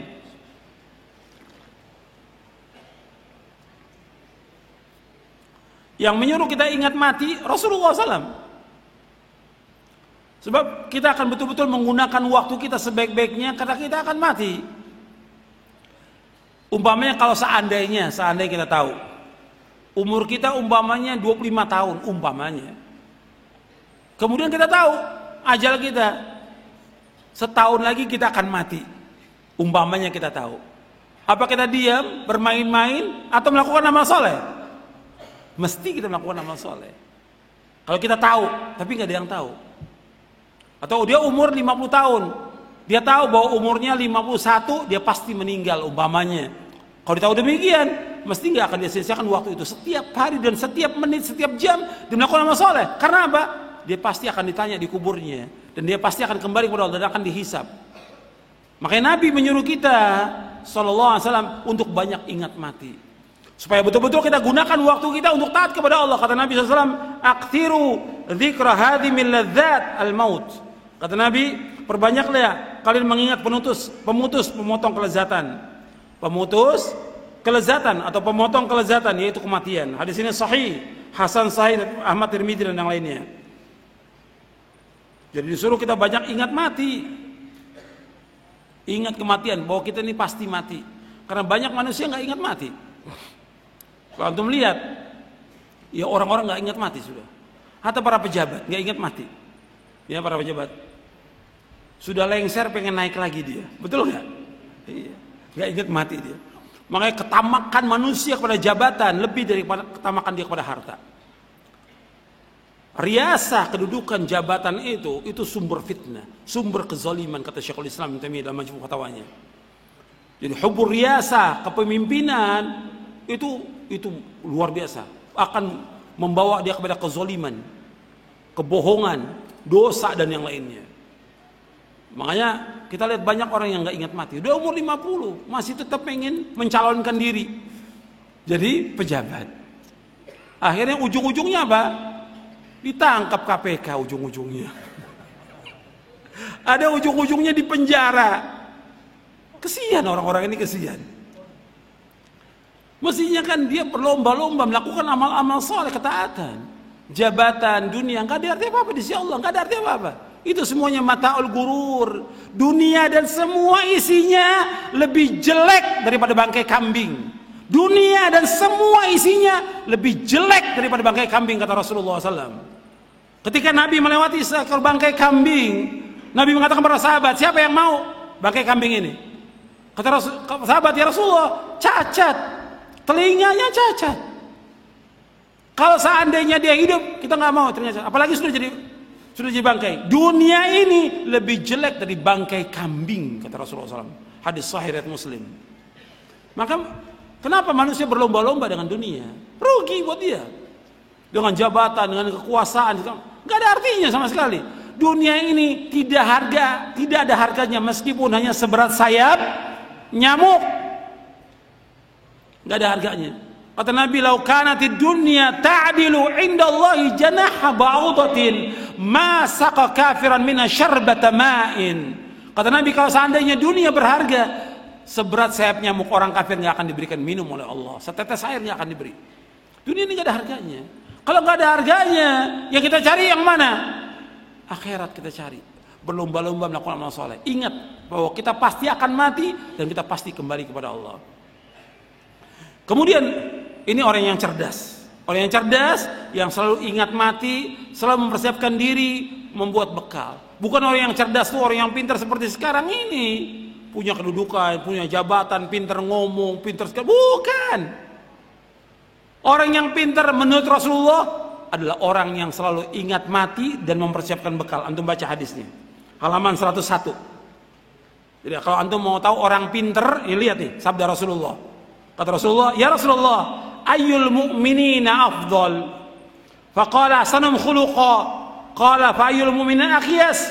Qala aktsarum lil mauti dzikra wa ahsanum lima ba'dahu isti'dadan ulaikal aqyas. Wahai Rasulullah, siapa orang yang mukmin yang paling utama? Yang paling utama orang mukmin yang mana? Rasulullah SAW menjawab, orang yang paling baik akhlaknya. Ingat, orang mukmin yang utama yang paling baik akhlaknya. Orang tersebut bertanya lagi, ya Rasulullah, orang mukmin yang paling cerdas, ayyul mu'min aqyas?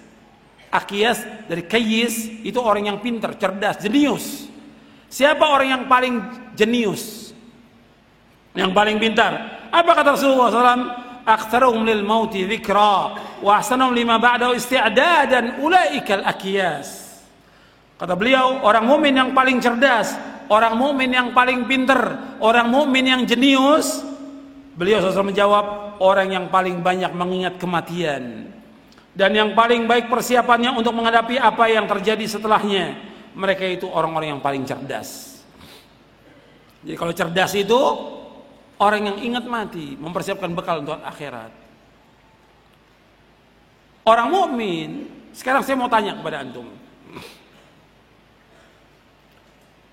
terutama yang ngantuk ini ya, yang ngantuk ini.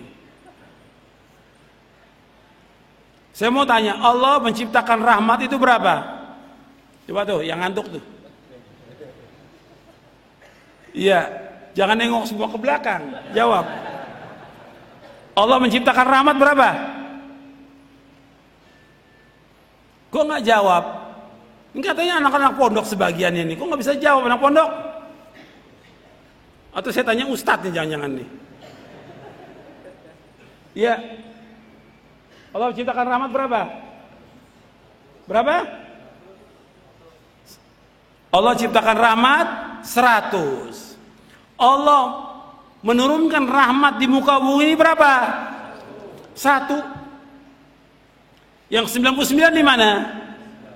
Di sorga. Yang 99 di sorga.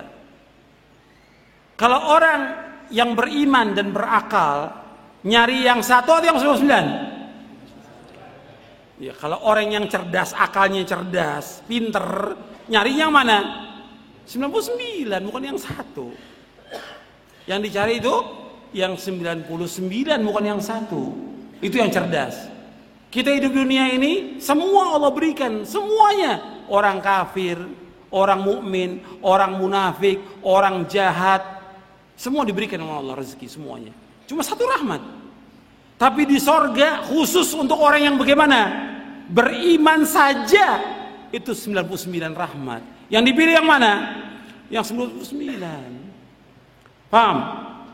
Ini Islam tidak mengabaikan akal, diajak kita untuk berpikir. Maka Nabi menyebutkan tentang orang pintar. Saya ambil contoh yang lain lagi.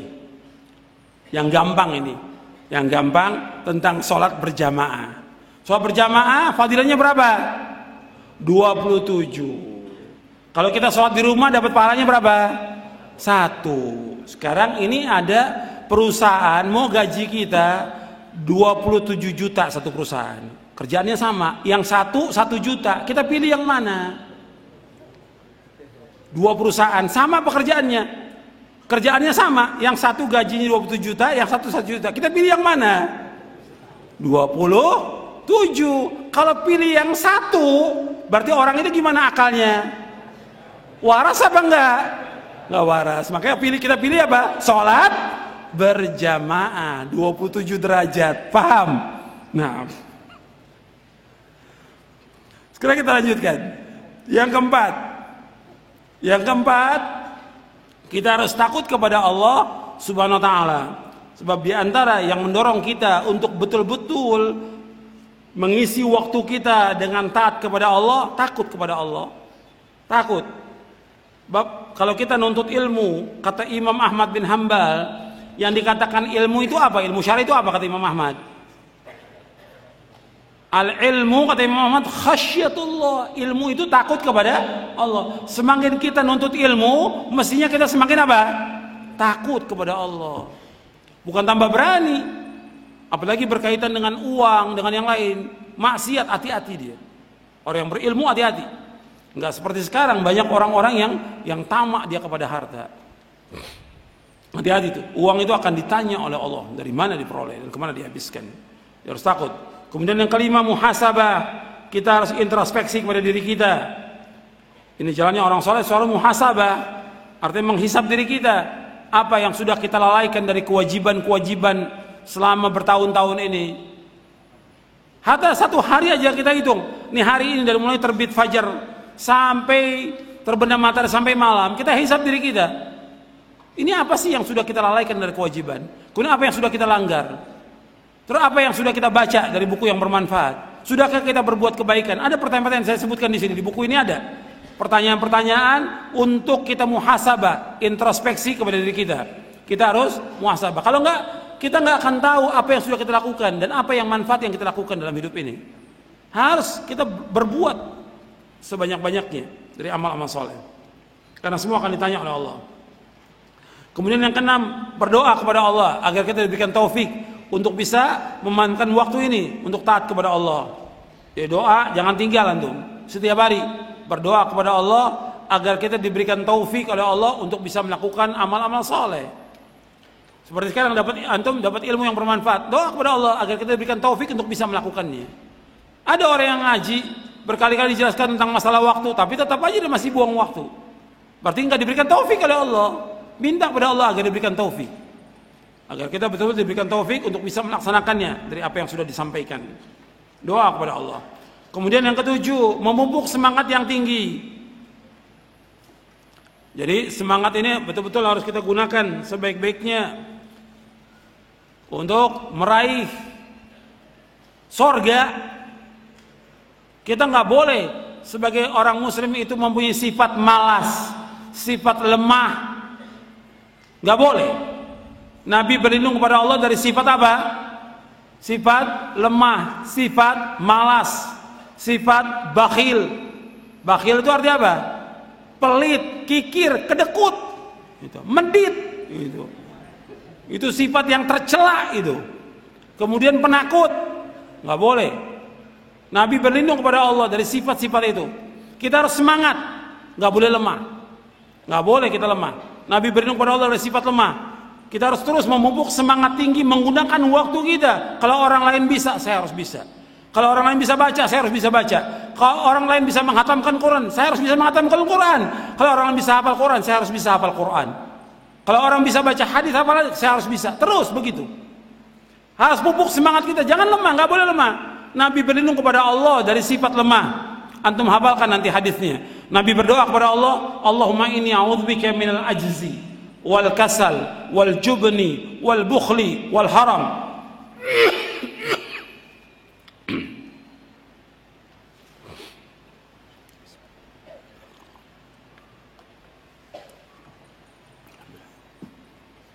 Nabi berlindung kepada Allah dalam satu doa yang sahih. Nabi berdoa, Allahumma inni a'udzubika minal ajzi wal kasal wal jubni wal bukhli wal harami wa adzabil qabri.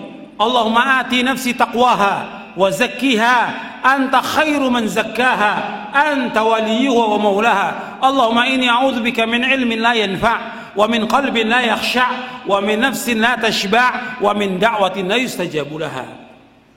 Hadis ini sahih diriwayatkan oleh Imam Muslim dan Nasa'i. Allahumma inni a'udzubika minal ajzi wal kasal wal jubni wal bukhli wal harami wa adzabil qabr. Allahumma ati nafsi taqwaha wa zakkiha anta khairu man zakkaha anta waliyuha wa maulaha. Allahumma inni a'udzubika min ilmin la yanfa' wa min qalbin la yakhsha' wa min nafsin la tashba' wa min da'watin la yustajabu laha. Ya Allah, aku berlindung kepada Engkau dari sifat lemah, sifat malas, sifat penakut, sifat bakhil dan umur pikun, dan aku berlindung pada Engkau dari azab kubur. Ya Allah, berikanlah kepada hatiku ketakwaannya, bersihkan hatiku ya Allah, karena nggak ada yang bisa membersihkan kecuali Engkau ya Allah. Engkaulah penolongnya, Engkaulah pelindungnya. Ya Allah, aku berlindung pada Engkau dari ilmu yang tidak bermanfaat, dari hati yang tidak khusyuk, dari nafsu yang tidak pernah puas, dan dari doa yang tidak dikabulkan. Antum hafalkan, ada di buku doa dan wirid. Di buku doa dan wirid, antum hafalkan. Oh, itu. Kemudian antum perhatikan, ya. Di sini saya sebutkan dalilnya tentang kita harus mempunyai semangat yang tinggi. Di surah Al-Anbiya 90 Allah berfirman tentang para nabi, para rasul. Saya mau tanya kepada antum, para nabi rasul dijamin sorga atau tidak? Dijamin semua nabi. Apalagi yang paling tinggi siapa? Rasulullah SAW. Kalau ada orang yang mengatakan, bahwa nabi nggak dijamin sorga, ini orang munafik. Ini dai atau kiai ini sesat dan menyesatkan manusia. Kalau ada orang mengatakan bahwa Nabi Muhammad SAW nggak dijamin sorga, ini orang munafik. Ini dai ini, kiai ini sesat dan menyesatkan kaum muslimin. Nabi jelas dijamin sorga. Kalau para sahabat dijamin sorga, apalagi siapa? Rasulullah. Yang pertama kali membuka pintu sorga siapa? Rasulullah SAW. Sahih riwayat Muslim. Kalau dikatakan Nabi gak jamin sorga, lantas buat apa kita beragama? Nabi gak jamin sorga. Ini orang-orang yang menyesatkan kaum muslimin, dai-dai yang menyesatkan kaum muslimin, yang Nabi khawatirkan di tengah-tengah kaum muslimin ini. Orang-orang munafik yang mereka menyesatkan Islam, menyesatkan kaum muslimin. Nabi dijamin dengan sorga. Para sahabat dijamin dengan sorga. Para nabi, para rasul dijamin dengan sorga. Nabi SAW tempat sorga yang paling tinggi. Rasulullah SAW. Kemudian para nabi juga demikian. Apakah mereka tidak beramal. Mereka meskipun dijamin surga, mereka berlomba-lomba melakukan amal. Allah sebutkan di sini, innahum kanu yusari'una fil khairat wa yad'unana raghaba wa rahaba wa kanu lana khashi'in. Mereka para nabi itu yusari'una fil khairat, berlomba-lomba, mereka bersegera dalam melakukan amal saleh. Dalam semua kebaikan mereka berlomba-lomba. Kemudian wa yad'unana raghaba wa rahaba, dan mereka selalu berdoa kepada kami, selalu dan senantiasa berdoa dengan harap dan takut kepada kami. Wa kanu lana khashi'in, dan mereka adalah orang-orang yang khusyuk dalam ibadah kepada kami. Atau Nabi Muhammad SAW disuruh oleh Allah, wa'bud rabbaka hatta ya'tiyakal yakin. Hendaklah kamu Muhammad beribadah kepada Allah sampai datangnya kematian. Artinya Nabi terus beribadah kepada Allah, nggak pernah berhenti. Meskipun sudah dijamin dengan apa? Dengan sorga. Kalau kita dijamin nggak dengan sorga, nggak ada jaminan kita. Makanya kita harus terus berlomba-lomba melakukan ketaatan agar kita dimasukkan ke dalam surga. Harus semangat dalam amal ketaatan. Kalau ahlul bid'ah semangat dalam bid'ahnya, ahlul syirik semangat dalam syiriknya. Orang yang berbuat maksiat semangat dia. Orang yang berbuat maksiat semangat dia. Kenapa kita berbuat ketaatan nggak semangat? Harus semangat. Allah senang kepada orang-orang yang akhlaknya mulia. Innallaha karimun yuhibbul karam wa yuhibbu ma'aliyal akhlaq wa yakrahu sifsafaha. Sesungguhnya Allah itu karim. Allah itu dermawan, maha dermawan. Allah cinta kepada orang yang dermawan. Allah cinta kepada akhlak yang tinggi. Allah membenci akhlak yang rendah. Hadis sahih riwayat Tabrani dalam Mu'jamul Kabir, Abu Nuaim dalam Hilyatul Auliya, dan yang lainnya. Antum perhatikan, Allah itu karim, dan Allah senang kepada orang yang dermawan. Kita harus dermawan, terbuka tangan kita, jangan pelit, jangan bakhil, jangan kikir, karena Allah benci kepada orang-orang yang kikir dan bakhil. Kemudian Allah mencintai orang yang karam, dermawan. Maka orang-orang jahiliyah dia punya akhlak. Akhlaknya apa? Karam. Maka Nabi diutus oleh Allah untuk menyempurnakan akhlak. Innama bu'itsu li utammima makarimul akhlak. Aku diutus untuk menyempurnakan akhlak. Berarti akhlak sudah ada. Akhlak yang mulia juga sudah ada di zaman jahiliyah. Di antara orang-orang yang jahiliyah itu dia karam, dia sifat karam, dermawan. Maka kita harus dermawan. Kemudian Allah mencintai akhlak yang tinggi. Apa akhlak yang tinggi? Semangat dalam thalabul ilmi, semangat dalam ibadah. Itu akhlak yang tinggi. Dermawan itu semangat. Kemudian senang menolong orang lain, membantu orang lain. Semangat dalam baca Al-Quran, semangat dalam ibadah. Ini akhlak yang mulia, akhlak yang tinggi. Paham? Itu akhlak yang tinggi. Paham ya, akhlak yang tinggi. Jadi akhlak yang tinggi itu akhlak semangat dalam ibadah, semangat dalam menuntut ilmu, semangat dalam baca Quran, semangat dalam menolong orang, semangat dalam melakukan amal-amal soleh. Kemudian Allah benci kepada akhlak yang rendah. Apa akhlak yang rendah? Seperti tadi, lemah, malas, pengecut, bakhil, kemudian futur, patah semangat. Ini akhlak yang putus asa dari rahmat Allah. Ini akhlak yang rendah, akhlak yang hina. Akhlak yang mulia seperti berani dalam menyampaikan dakwah, yang menyampaikan kebenaran. Ini akhlak yang mulia. Banyak contoh akhlak yang mulia dan juga banyak contoh akhlak yang rendah. Jangan kita mempunyai akhlak yang rendah, nggak boleh. Orang mukmin harus semangat. Nabi bersabda SAW, al-mu'minul qawiyyu khairun wa habbu ila Allah minal mu'minid dha'if. Wa fi kullin khairun ihris ala ma yanfa'uka wasta'in billah wa la ta'jaz. Wa in asabaka syai'un fala taqul law anni fa'altu kana kada wa kada walakin qul qadarullah ma syaa fa'al fa inna lahu taftahu amal syaitan. Kata Nabi SAW, mukmin yang kuat lebih baik dan lebih dicintai oleh Allah daripada mukmin yang lemah. Pada keduanya ada kebaikan. Hendaklah kalian berkemauan keras kepada apa yang bermanfaat bagi kalian dan minta tolong kepada Allah. Jangan lemah, jangan lemah. Dan apabila kamu ditimpa oleh musibah, janganlah engkau berkata seandainya aku berbuat demikian tidak akan terjadi begini dan begitu. Tetapi katakanlah ini telah ditakdirkan oleh Allah dan Allah berbuat apa yang Allah kehendaki. Karena ucapan seandainya akan membuka pintu syaitan. Hadis sahih riwayat Muslim, Ahmad, Ibnu Majah dan yang lainnya. Antum perhatikan di sini, Nabi mengatakan bahwa mukmin yang kuat lebih baik daripada mukmin yang mana? mukmin yang lemah. Pada keduanya ada kebaikan tentang apanya? Tentang apanya? Tentang imannya. Pada keduanya ada kebaikan tentang imannya. Kemudian kata Nabi SAW, ihris ala ma yanfa'uka wasta'in bila wala ta'jaz. Berkemauan keras kepada yang bermanfaat bagi kamu. Minta tolong kepada Allah, jangan lemah. Sekarang saya mau tanya kepada antum, nuntut ilmu itu termasuk bermanfaat atau tidak? Nuntut ilmu, membaca Quran, membaca hadis, membaca buku yang bermanfaat, beribadah kepada Allah, berbuat baik pada orang tua, ini semua bermanfaat. Berkemauan keras kepada yang bermanfaat bagi kamu. Lakukan dengan semangat, berbuat baik pada orang tua, belajar, nggak boleh lemah, nggak boleh patah semangat, nggak boleh putus asa, tidak boleh. Berkemauan keras kepada yang bermanfaat bagi kamu. Kemudian apa? Wasta'in bila, minta tolong. Karena kita nggak akan mampu melakukan segala sesuatu kecuali dengan pertolongan Allah. Iyyaka na'budu wa iyyaka nasta'in. Hanya kepada Engkau ya Allah kami beribadah, hanya kepada Engkau ya Allah kami mohon pertolongan. La haula wala quwata illa billah. Tidak ada daya upaya kecuali pertolongan. Kita nggak akan mampu. Kita nggak akan mampu untuk bisa membaca kecuali pertolongan Allah. Kita nggak akan mampu ibadah kecuali pertolongan Allah. Kita nggak akan mampu menulis kecuali pertolongan Allah. Kita nggak akan mampu belajar sungguh-sungguh kecuali pertolongan. Minta tolong pada Allah. Wasta'in billah. Kemudian wala ta'jaz, jangan lemah, jangan malas, jangan putus asa, jangan futur, tidak boleh. Hatta dia sudah umur tua, udah 60 tahun, 65 tahun, nggak boleh putus asa. Terus semangat dalam belajar, terus semangat dalam ibadah kepada Allah. Paham? Saya pikir cukup sampai di sini karena dikasih waktu sampai jam 11, karena setengah jam kita manfaatkan buat tanya jawab. Mudah-mudahan dari 7 poin ini bermanfaat untuk saya dan untuk antum sekalian. Dan nanti antum baca lagi nih.